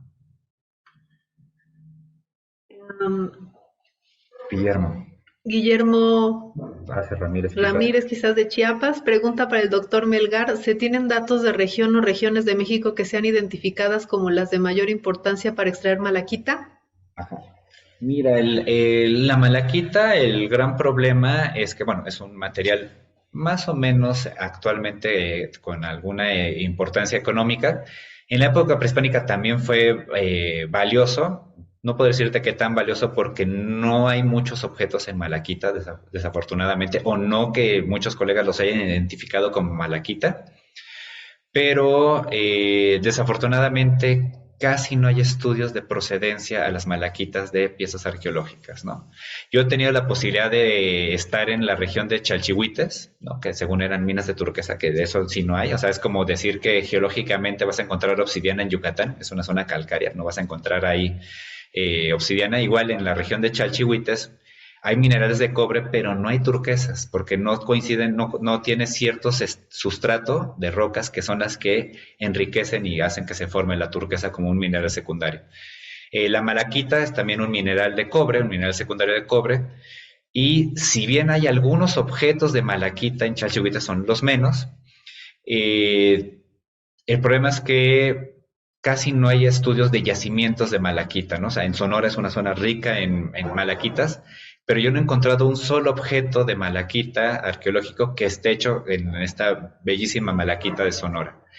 Tenemos piezas de malaquita pendientes muy bonitos, de rectangulares, en la zona de Tamtoc y Rancho Cerradero en la Huasteca Potosina, pero no coinciden con las malaquitas de Sonora ni con las de Chalchihuites, ¿no? Entonces, hay otros lugares potenciales que las pueden haber utilizado. Y la pieza más famosa, aunque está muy intemperizada la superficie, que es la máscara de la Reina Roja de Palenque, es malaquita, pero yo no quiero decir que sea de malaquita del norte del país. Hay yacimientos de malaquita en la zona de Chiapas y Tabasco, que es Pichucalco, ¿no? Pero desafortunadamente no se han hecho los estudios uno a uno para ver si las malaquitas de Pichucalco son idénticas a la malaquita de la máscara de la Reina Roja. Entonces, al menos para el México prehispánico no te podría decir ello, y en la época actual, bueno, pues obviamente la zona de Sonora es de las más importantes para las malaquitas, ¿no? Salva Nieto, buen dato de las orejeras que requirieron gran pericia en el tallado y pulido. Sí, sin lugar a dudas es de los objetos más difíciles de elaborar, sobre todo porque hay unas que son tan delgadas que, bueno, la fragilidad que tienen pues es tremenda, entonces elaborarla sin romperla Ahí te consumabas como artífice tolteca, ¿no? Eso ni los del recinto sagrado lo sabían hacer. Ujú. Víctor Hugo Mesa, ¿de qué otros materiales se han localizado talleres o áreas de producción en este periodo, específicamente en la Cuenca de México? Bueno, pues las áreas de producción de Xochimilco, de En Chalco, Chalco, ¿no? Con Hervé Montero se están encontrando cantería, ¿no? Me o parece que lapidaria de son, la arquitectónica, ¿no? ajá, No tanto de la de hay joyería. clavos y varias cosas, ¿no? Desafortunadamente son pocos los contextos de producción que se reportan hasta la fecha, sin embargo, ahorita que bueno, hay bastantes salvamentos, está saliendo mucha evidencia justamente de evidencias de producción. Y bueno, esperemos que sigan saliendo más. Muy cerca de Xochimilco, en Acatla, que es muy cercano, con Berenice Jiménez también encontró similares, que incluso una de las piezas estuvo en la exposición de Tlatecayo. Es muy parecido a lo que se encontró en San Pedro Xochimilco con Gabriela Mejía. Y en Otumba se han encontrado, los Charlton encontraron talleres de joyería de orejeras, ¿no? Y preformas de estos cilindros, ¿no? Que ellos manejan que estos núcleos de navajas prismáticas que están como empezando la forma cilíndrica, eran perforadores o brocas de obsidiana. Ya vimos que no es esa su función, son más bien las preformas de hacer objetos ornamentales, ¿no? Y bueno, los contextos de Berenice Jiménez son contextos de producción textil, Son ¿no? domésticos, Ajá, son entonces domésticos. multiartesanales, como señalaba Reina, entonces eso es interesante, ¿no? Ver que hay esto. Obviamente también mucho tiene que ver con cómo establece uno las excavaciones, ¿no? Porque, por ejemplo, para el clásico, sí, por ejemplo, la doctora Linda Manzanilla y otros colegas en Teotihuacán se han encontrado zonas donde se trabaja la mica o la concha, la misma lapidaria, pero para el posclásico, muchas veces, pues, la mayoría no se centran, digo, no tiene nada de malo, ¿no? En la cerámica y la lítica tallada, pero esto, la joyería en concha, en lapidaria, queda como en miscelánea, ¿no? Y Ujú. no se estudia a detalle cómo pudieron haber sido elaboradas, ¿no?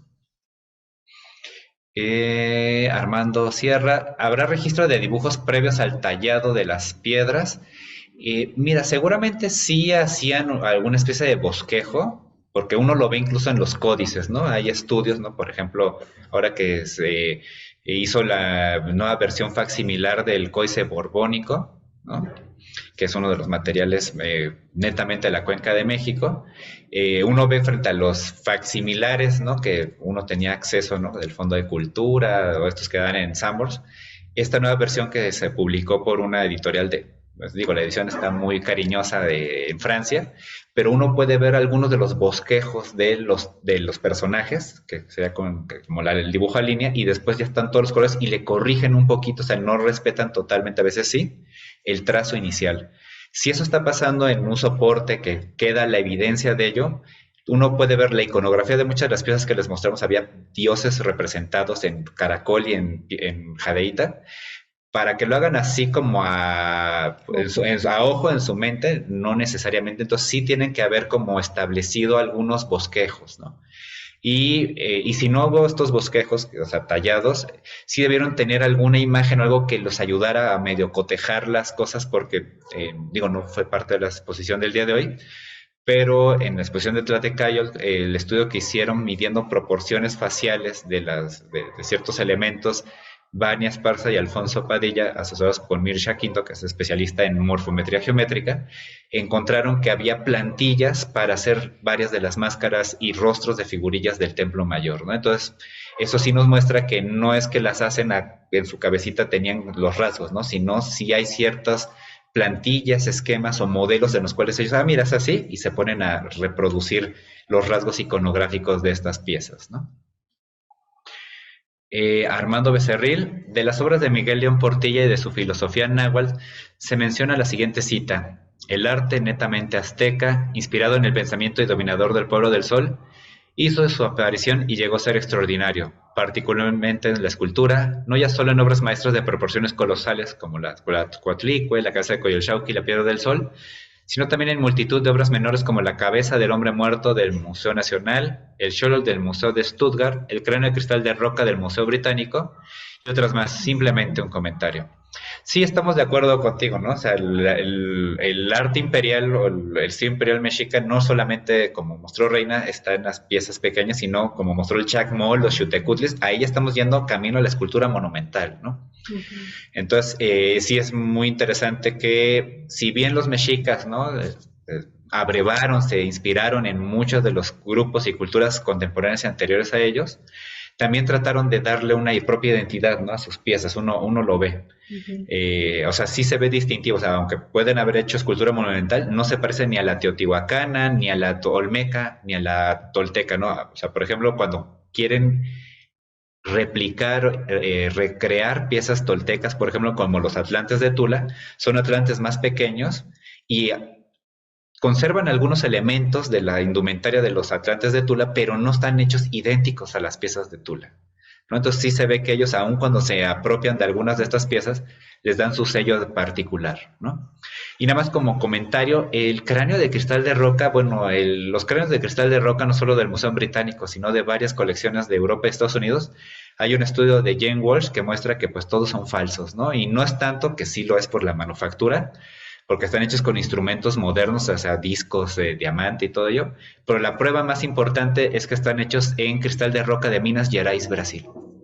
Entonces, hasta el momento, ese yacimiento era muy famoso en el siglo XIX, pero no tenían acceso los mesoamericanos, al menos que demuestre algo, una excavación en el futuro que encuentre in situ, en contexto sellado, material de Sudamérica, ¿sí? Bueno, yo aceptaré ese resultado, pero el estudio, digamos, las huellas eran modernas, pero digamos que la prueba más contundente es que le hicieron el estudio al cristal de roca y resulta que tiene algunas inclusiones de, si mal no recuerdo, creo que algo de olivinos, y esos son muy diagnósticos de Minas Gerais en Brasil, ¿no? En el Mato Grosso. Entonces, con solo la materia prima sabíamos que, bueno, Jane Wells sabía que era falso, ¿no? Y si uno ve esos cráneos, hasta en Templo Mayor tenemos objetos en cristal de roca y nada que ver, o conocemos cráneos pero hechos en caracol, por ejemplo, o en amatista, y no tienen nada que ver con esos cráneos de cristal de roca, ¿no? Que sí se ven, Sí, se ven se ven como esos de Indiana Jones que hizo en la del el cráneo tipo alien, ¿no? Casi, casi así las huellas de trabajo. Canto de lluvia. Un saludo cordial. Me gustó mucho la exposición Tlatecayon. ¿Qué resultados tuvieron con la exposición en general y sobre todo en el área didáctica infantil? De esta última puedo decir que me sirvió mucho para explicarle el tema de las escuelas, las regiones de origen de las piedras preciosas. A mi sobrina de 7 años, enhorabuena y muchas gracias por seguir compartiendo sus investigaciones. Muchas gracias, Canto de Lluvia. A nuestros niños también les gustó mucho la exposición y ha tenido mucho éxito con el público infantil. Y bueno, eso creíamos que que era muy importante, ¿no? Porque como mucha gente nos llegó a comentar, no se lee, o sea, pasas de corrido a la exposición, las cédulas muchas veces No te las ve las el saltas. público. Y bueno, volver a eso y ver los dibujos que se prepararon para los niños, bueno, muchas veces te invitaban a volver a ver las cédulas y bueno, a los niños les quedó más que claro. Sobre todo, bueno, en este caso fue muy importante la ejecución plástica material de los títeres de fieltro que hizo Francisco Rivas Peney, que inspirado en este tipo de objetos, pero en Japón, de la cultura, bueno, se llama kawaii, hacer como para este público infantil, aunque también el público en general lo disfrutó mucho, es representar escenas de la vida cotidiana, pero como estos son personajes, digamos, más amigables para un público infantil, pues las ideas, ¿no? Y además con textos cortitos, pero sintetizando elementos que vimos en los códices o en la evidencia material que nosotros estudiamos. Invitaba, por ejemplo, teníamos reproducido esa escena donde está el lijillo, todo este vapor de las piedras preciosas. Entonces, muchos decían, y eso no la vi, entonces regresaban y resulta que estaba la viñeta donde teníamos eso, ¿no? O veían que los artesanos hacían piezas geométricas y luego las más elaboradas en el taller palaciego, entonces volvían a la vitrina más grandota de la exposición, porque veíamos que visitaban ese rápido y solo alguna pieza les llamaba la atención, pero veían la zona de niños y veíamos que volvían a regresar a la exposición porque les quedaron cosas. Dijeron, pero eso sí estaba o no, y veían que sí estaba en la versión, diríamos, de público, quizás no todo para niños, pero tratamos de que fuera lo más didáctica y sencilla posible, ¿no? Y bueno, nosotros también, como dijo Reina, a nuestros niños, y bueno, hasta llevamos a los compañeritos de mi niña, que es la más grande, de primaria y quedaron fascinados y tuvimos una actividad interactiva de si tú fueras joyero de esa época, ¿cuál de las piedras preciosas te gustaría jugar? Y teníamos la palabra, el glifo y la piedrita, porque pues hay niños que no saben todavía leer por la edad, ¿no? De kinder. Y entonces votaban ahí con fichas y cada día era interesante ver que siempre se acababan las fichas y había que vaciarlas nuevamente, pero veíamos que generalmente el Chalchihuitl, diríamos tipo jadeitas, serpentinas, ganaban muchas veces, pero tuvimos días que ganaban el ámbar o ganaba la turquesa, ¿no? Gabriel Antolines Salud, nuevamente. Gabriel. ¿Quién determinaba que el practicante de un oficio fuera considerado un tolteca y no un artesano promedio? ¿Se trataba de un título oficial, uno autopercibido o uno otorgado por el público consumidor espectador? Pues mira, ahí más bien, aunque pareciera que sería la colectividad la que les reconocía, o sea, sí había, diríamos, ese reconocimiento comunitario, realmente los más prestigiados eran los que, en cierta forma de palabras, sí eran nombrados como artículos artesanos tolteca y sobre todo ya estaban incluso, los reclutaban porque les decíamos, ¿no? Los tlatoque convocaban a estos maestros artesanos, pero no a todos, a ciertos de ellos, porque querían estos encargos especiales. Si cumplían con el cometido, los premiaban, nos dicen las fuentes históricas como Durán, con servidumbre, alimentos, premios, incluso con parte de estos bienes preciosos. Obviamente no los más restringidos que eran de uso exclusivo de la élite, pero les permitían ello, ¿no? En cambio, si no cumplían, pues eran castigados y los volvían a trabajos forzados por decir esclavos, ¿no? Entonces, sí se ve que sí hay ese reconocimiento, en el caso, si fuera en el barrio, en los sitios pequeños de la colectividad, y entonces, si quieres tal objeto, mejor ve con ese buen lapidario y no con el que no es tan bueno o el mal lapidario como vimos en el que trabajaba a escondidas fingiendo materiales malos por buenos, ¿no? Pero los más excelsos, pues uno puede ver que muchos de ellos sí fueron reclutados a estos talleres palaciegos y no son exclusivos de Tenochtitlan. Como mostró Reina en el mapa Trotzing, frente a Nezahualcóyotl y su esposa están 7 artesanos y están como si fuera el códice florentino en Tenochtitlan. El orfebre, en este caso separan el mosaiquero de turquesa del lapidario, de piedras verdes, de hacha de piedra verde. En el de Tenochtitlan son el mismo, el grupo lapidario. Tenemos la manteca, tenemos la hiladora o tejedora, un carpintero que sale como el Códice de Mendoza, ¿no? Entonces, o sea, y no puede haber sido, no consideramos que cualquier artesano, o sea, si no era muy bueno, fuera a trabajar y hacer, diríamos, un mal trabajo frente a la mirada de Nezahualcóyotl o Moctezuma, ¿no? Si lo hacía mal, pues seguramente hasta quizás le costaba la vida, ¿no? Víctor Hugo Mesa, se conoce un ejemplo de un colgante de cabeza de pato elaborado en ámbar, está localizado en Tlatelolco. En Tenochtitlan hay elementos elaborados en ámbar, ¿y de qué tipo son? Sí, ¿te acuerdas? Está el librito este de la UNAM, del catálogo de Tlatelolco.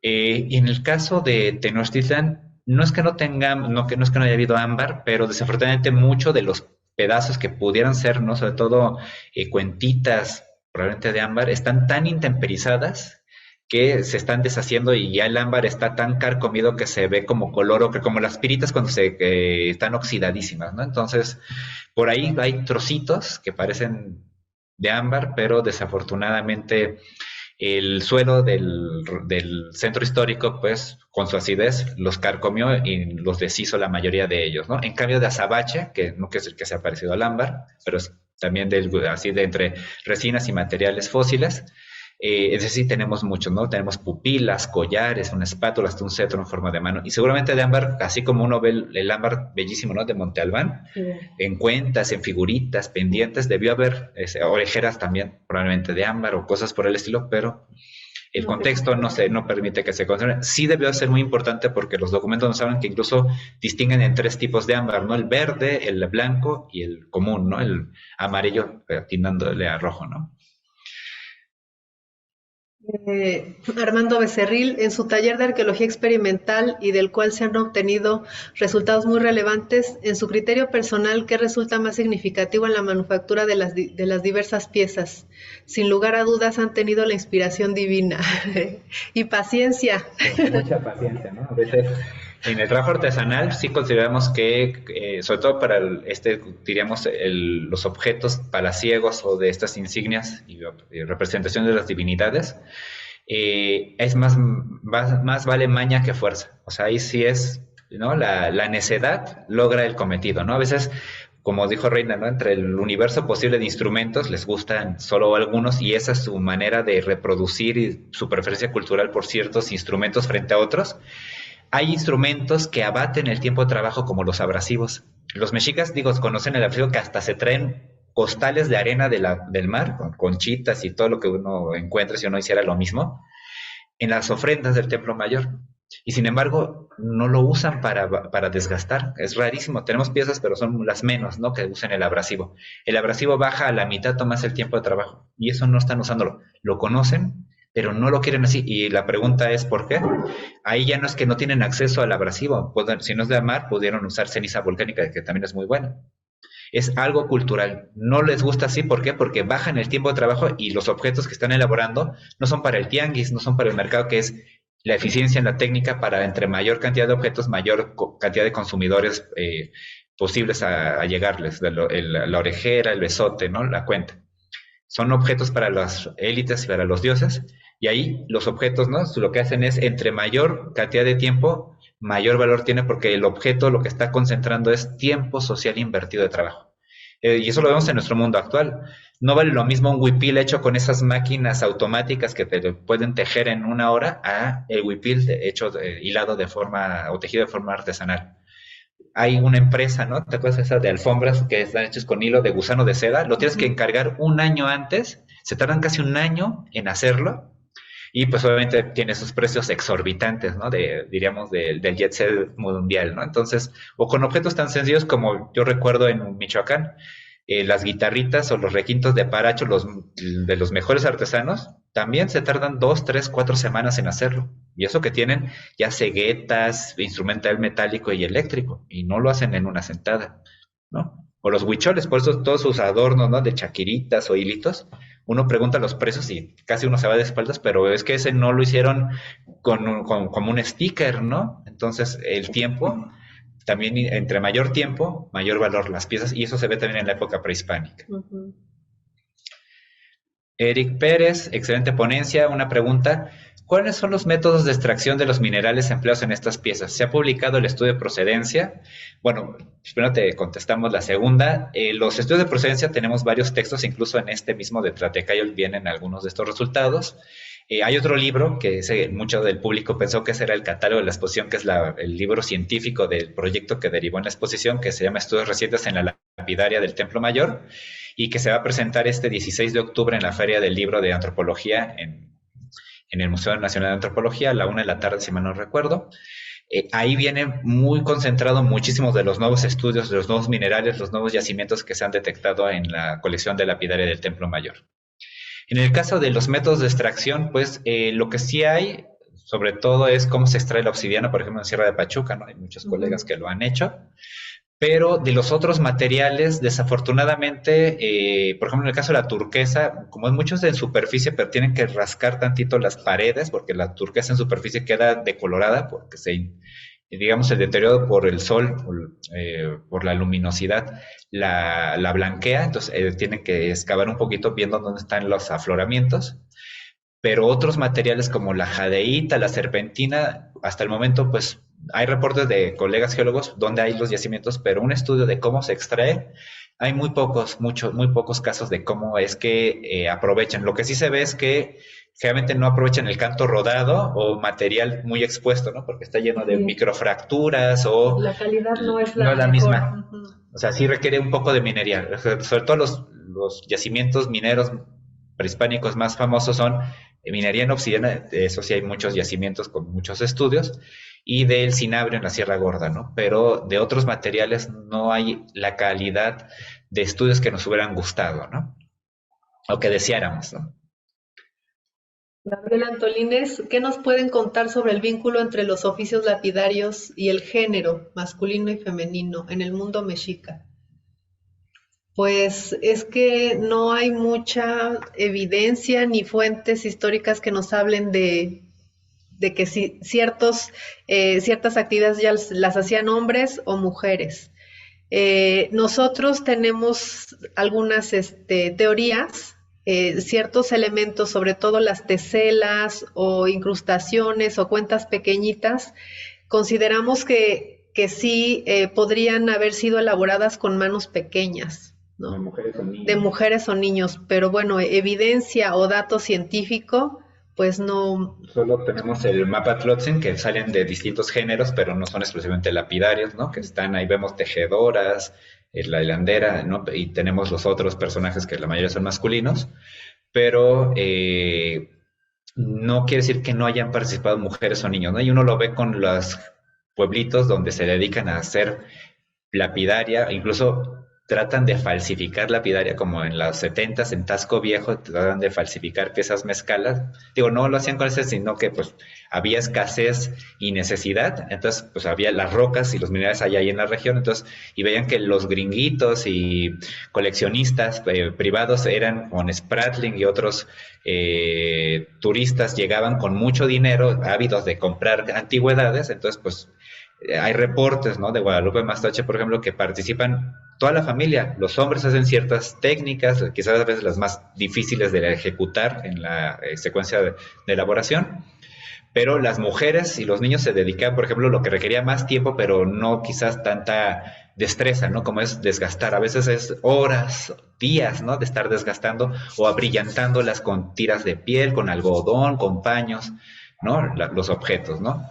Entonces, sí se ve que, y los documentos nos muestran, ¿no? Que al menos de padres a niños les están enseñando el oficio y seguramente las mujeres también participaban, como dice Reina, ya que, por ejemplo, si yo desgastara las teselas de milímetros que había de turquesa, por ejemplo, yo me quedo sin huellas digitales, ¿no? En cambio, mujeres y sobre todo niños con dedos más pequeños no requieren o no, o al desgastar no están invadiendo su huella digital metate en la que estén frotándola y pueden lograr mejor, o sea, con menor sacrificio de los dedos, la misma cantidad de piezas elaboradas, ¿no? Armando Sierra, ¿estos talleres eran al aire libre o cómo eran estos talleres? Pues seguramente sí. Y bueno, en la ponencia anterior, Rommel nos decía que las evidencias de producción que él detectaba estaban asociadas a los patios. Y bueno, aquí nosotros también en los contextos de producción que hemos estudiado, también son áreas bastante amplias y bueno, lo que se requería era luz, ¿no? Como ya había señalado Emiliano en esa ocasión, adentro de ya sea de las unidades domésticas o de los palacios eran cuartos pequeños, cerrados y bueno, el acceso a la luz era muy limitada, ¿no? Entonces, bueno, se usaban antorchas. La opción de trabajar a la luz de una antorcha, ¿no? Joyería o piezas pequeñas. Generalmente la función de estas estructuras eran, bueno, para dormir, ¿no? Porque la vida cotidiana se hacía afuera. Entonces, bueno, trabajar, sí, quizás con un techo perecedero, pues tenía sombra, estaba ventilado y había luz, ¿no? Entonces yo creo que es una de las condiciones más idóneas para hacer el trabajo artesanal. Luz, ventilación y pues un poco de sombra, ¿no? Manuel Aguilar, saludos desde Xautla, excelente ponencia. Ani Levaná, se tiene evidencia del reciclaje de materiales. Estos se entregaban a élites o eran usados para el intercambio y ofrendas, y que dios o dioses eran patronos de los lapidarios. Sí, en el caso de las evidencias de reciclaje sí tenemos, ¿no? Hay, por ejemplo, piezas olmecas, una hacha que está rota y perforada para hacer un pendiente triangular. Como mostramos, ¿no? Esas placas mayas que les mutilan mucha de la iconografía y las perforan en zonas que no tendrían por qué estar perforadas, por ejemplo, en la boca, en la frente, ¿no? O sea, ya no les interesa tanto la iconografía, sino el material en sí. Y quienes las entregaban, o si eran élites o eran intercambio de ofrendas, pudieron haber sido regalos entre élites, pero también pueden haber sido trofeos de guerra y saqueos, exhumaciones buscando antigüedades que hacían los mexicas, ¿no? Lo hicieron en Teotihuacán, lo hicieron en Tula, lo hicieron en Xochicalco, entonces también los mayas hacían lo mismo con los del posclásico, con materiales del clásico, porque sí hay una escasez en la circulación por ejemplo, la jadeíta en el posclásico tardío, ¿no? Y aparte eran materias primas muy valiosas. Entonces, bueno, si se fragmentaban, si se reutilizaban, pues generalmente se les daba otro uso, no se tiraban ni se olvidaban, sino su ciclo de vida del objeto continuaba. En el caso que preguntas, Ani, ¿qué dioses? Bueno, habíamos señalado a Quetzalcóatl, ¿no? Como el de los tolteca, pero en el caso muy particular de los informantes, algunos hablan de que los abuelos de los ancestros de la lapidaria en Xochimilco tenían cuatro dioses, ¿no? Que ninguno era Quetzalcóatl, y son Chiconahuizcuintli, Nahuilpili, Macuilcali y Citeolt, ¿no? Entonces, para que veamos que no es necesariamente el mismo dios patrono en todos, ¿no? Y uno puede verlo, los objetos que se hacen en el recinto sagrado son más como otros que se hacían, ¿no? En Otumba, en el Valle Poblano Tlaxcalteca, mientras que la zona de Xochimilco sí se ve que son muy, muy especializados en cierta joyería de obsidiana y sus dioses patronos nada que ver con la joyería que se hacía en la Ciudad de México, Tenochtitlan. Gabriel Antolínez de nuevo, ¿hay evidencia de nobles mexicas involucrados en oficios artesanales como parece que pudieron haberlos en el mundo maya? Pues los maestros artesanos tenían un grado de estatus bien importante, pero evidencia, no sé, alguna otra que conozcas Pues en las sobre todo fuentes. uno ve en el caso de la ejecución de los objetos, en la escultura, en ciertas insignias, la gente que las hace, no por imitación, sino con las convenciones iconográficas, tiene que saber toda la iconografía y los elementos. Y eso no puede haber sido alguien que no supiera a detalle, hacia el dedillo, toda la parafernalia y la iconografía de sus divinidades. Entonces, Claro, esa sí información tienen que haber sido. Obviamente, a diferencia de los artesanos de la nobleza maya, que tienen una mayor libertad de ejecución y ahí se premia el virtuosismo. O sea, por ejemplo, hay máscaras de mosaico, pero ninguna es igual a la de Pacal, por ejemplo. Hay muchísimas, pero la de Garra de Jaguar es diferente a la de Pacal y así la de la Reina Roja nos vamos a saber la idea, pero allá se estimula y se premia el virtuosismo y la individualidad. En el caso de los mexicas, los nahuas, hay poca libertad, o sea, la convención iconográfica es tal, pero tiene que saberse leer, en este caso, tienen que saber todos los atributos iconográficos para no hacer un adorno que no le corresponde a ese dios. Y eso no es de que tú medio imites, es como si nosotros, sin saber los kanjis y la escritura china japonesa, tratemos de imitarlos capaz y hacemos mal algunos de los trazos y dice otra cosa totalmente la palabra, ¿no? Igual es con estos artesanos en el mundo náhuatl. No basta con que hagan un pectoral, o sea, tienen que hacerlo de cierta forma, uno los ve que si hay el pendiente curvo, ¿no? El ecololi, el oyowali, ¿no? Todos estos, no basta con que medio parezca la orejera, o sea, uno ve que están muy bien hechas. Las narigueras de turquesa hasta tienen la forma del círculo con doble trapecio invertido, o sea, no basta ahí poner un puntito. Es gente que sabe al detalle, o al menos quien supervisa que se haga eso, sabe el detalle de la iconografía y eso nos habla de que no es alguien de, diríamos, de la parte baja de la pirámide social. Sí, o sea, su función ya viene implícito el prestigio que tenía él con respecto a la sociedad. María Laura Risueño, saludos desde Argentina.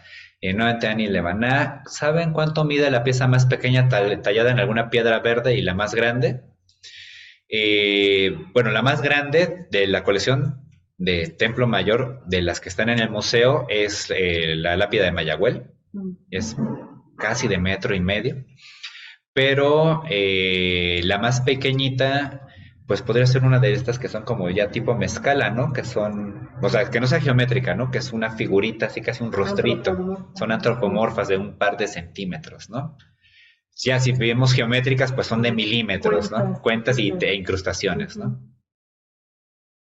Y si vamos al Museo de Antropología, pues puede ser, por ejemplo, la cabeza de Diorita de Coyolxauhqui, ¿no? Que esa bueno, ya le llega a los 2 metros, ¿no? Museo de la Obsidiana de San Martín de las Pirámides, saludos Desde allá. desde allá. Saludos. Sí, gracias. Rosalba Nieto, la Suprema Corte de Justicia la edificaron sobre el mercado, posiblemente hubo talleres. Sí, no es descabellado que puedan haber existido talleres, pero generalmente, para el caso de la lapidaria, ¿no? Ya la mayoría de las piezas tendrían que haber estado hechas porque no, o sea, aunque pueden ser algunos objetos fáciles de elaborar, no son así como sácame unas navajas prismáticas, ¿no? Que tiene su habilidad el navajero, ¿no? Pero digamos las puede hacer no en una sentada, pero bastante rápido. hacer una cuenta, un besote, un pendiente de pato con la tecnología antigua, no con instrumentos giratorios eléctricos modernos como Emanuel Barojas, que con Tlacuilo, que con sus instrumentos hace en 1 hora y media, entonces es como un artífice actual, pero ellos con la instrumental antiguo, por muy habilidosos, yo no creo que lo hubieran hecho en 3, 4 horas, ¿no? Entonces sí requiere más tiempo, entonces no estamos tan seguros que hubiera el taller en lapidaria. En otros instrumentos sí, o quizás preformas que podían dar en el tianguis, ahí, como dices, ¿no? Hacia el volador y todo ello. Rosalba. Rommel Ángeles. Saludos desde el Museo de Pachacamac en Lima, Perú. Saludos, Rommel. Saludos, Romel. Anabel Villalonga, saludos también, ella está en Barcelona, ¿no? Saludos desde allá y gracias por compartir los trabajos en la charla. Jorge Trujillo, ¿hay folletos como ese o de exposiciones pasadas en el sitio de internet del Templo Mayor? No, que yo sepa en el sitio de internet que puedas ver el PDF completo, ¿no? O sea, hay algunos folletos o pues, exposiciones del Templo Mayor que sí, por ejemplo, la de Xipe, Totec, esa sí está. Pero, por ejemplo, las que nosotros hemos hecho, ¿no? Hace 4 años, la de Piedras de Fuego y Agua, Turquesas y Jades entre los Nahuas y esta, no están o sea, está solo la portada, no salen el contenido, ¿no? Y eso depende mucho de la mediateca de Lina y los permisos para subir el contenido, ¿no? En otros tenemos solo el índice o la presentación de nuestras páginas de academia, como les mostramos, de la de Piedras de Fuego y Agua, y también pondremos un pedacito, pero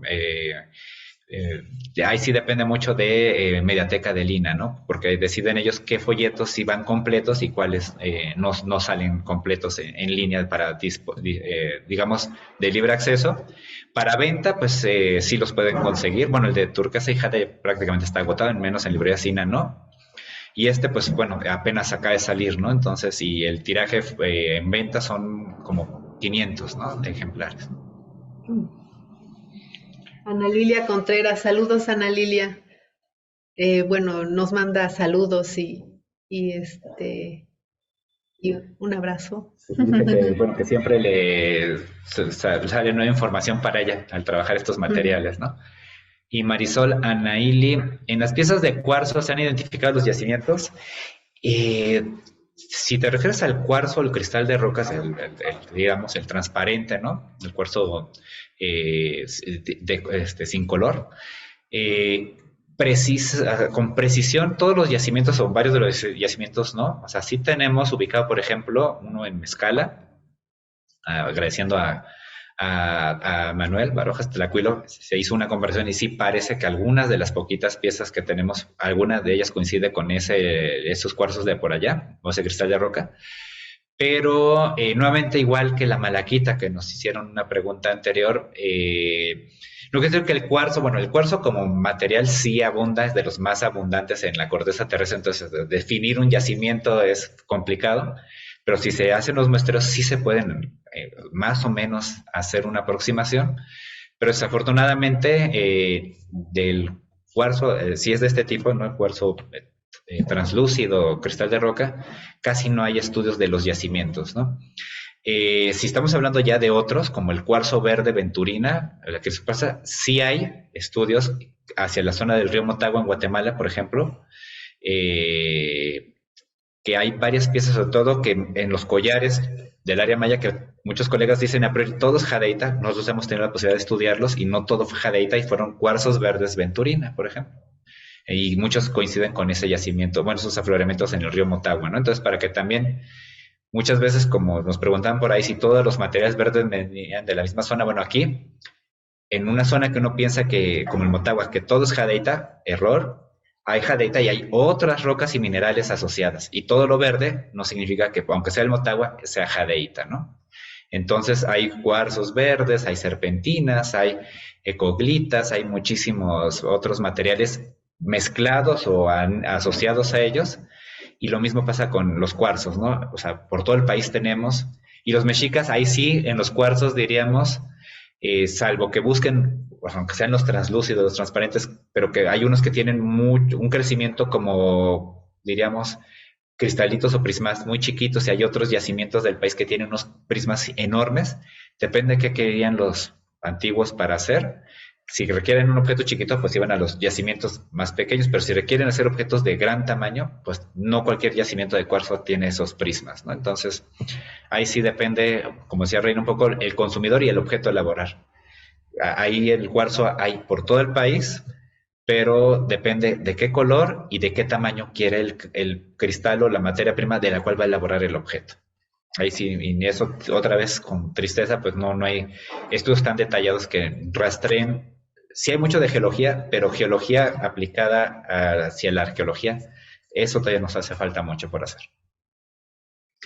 Y pues creo que en el chat son todos, aunque tenemos todavía algunas saludos, ¿no?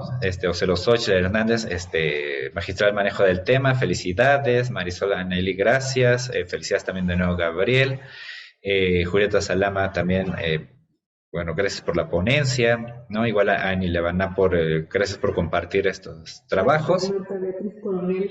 Exacto. Y creo que es todo. Y Laura de León Roma, bueno, aunque llegó un poco tarde, gracias por las aportaciones y muchas felicidades, ¿no? Entonces... Pero se puede ver en diferido por la página de Facebook del Museo de Templo y también Mayor. subirá el video en YouTube, entonces eso lo podrán ver quienes no pudieron verla completa o quieran volver a ver alguna parte, pues estará disponible, como así habrán visto, en la página del Museo de Templo Mayor, de videos que no solo nuestros, de otros ciclos de otros colegas que han presentado, están disponibles con años de distancia de cuando se presentaron por primera vez, ¿no? Entonces, pues, les agradecemos, ¿no? Nuevamente a todos los que nos han visto el día de hoy y los invitamos a que nos acompañen la próxima semana, que tenemos un par de invitados de lujo, ¿no? Un par de colegas de Polonia, pero que van a hablarnos de unos contextos increíbles de Castillo de Guarmey en Perú, que es contextos funerarios de élites del Imperio Wari, y que vamos a recordar un poquito lo que vimos con la primera sesión con Rommel Ángeles, ¿no? Que son Milos Giers y Patricia Persada Giers, ¿no? Muchísimas gracias y nos vemos la próxima semana. Gracias. Gracias, hasta luego.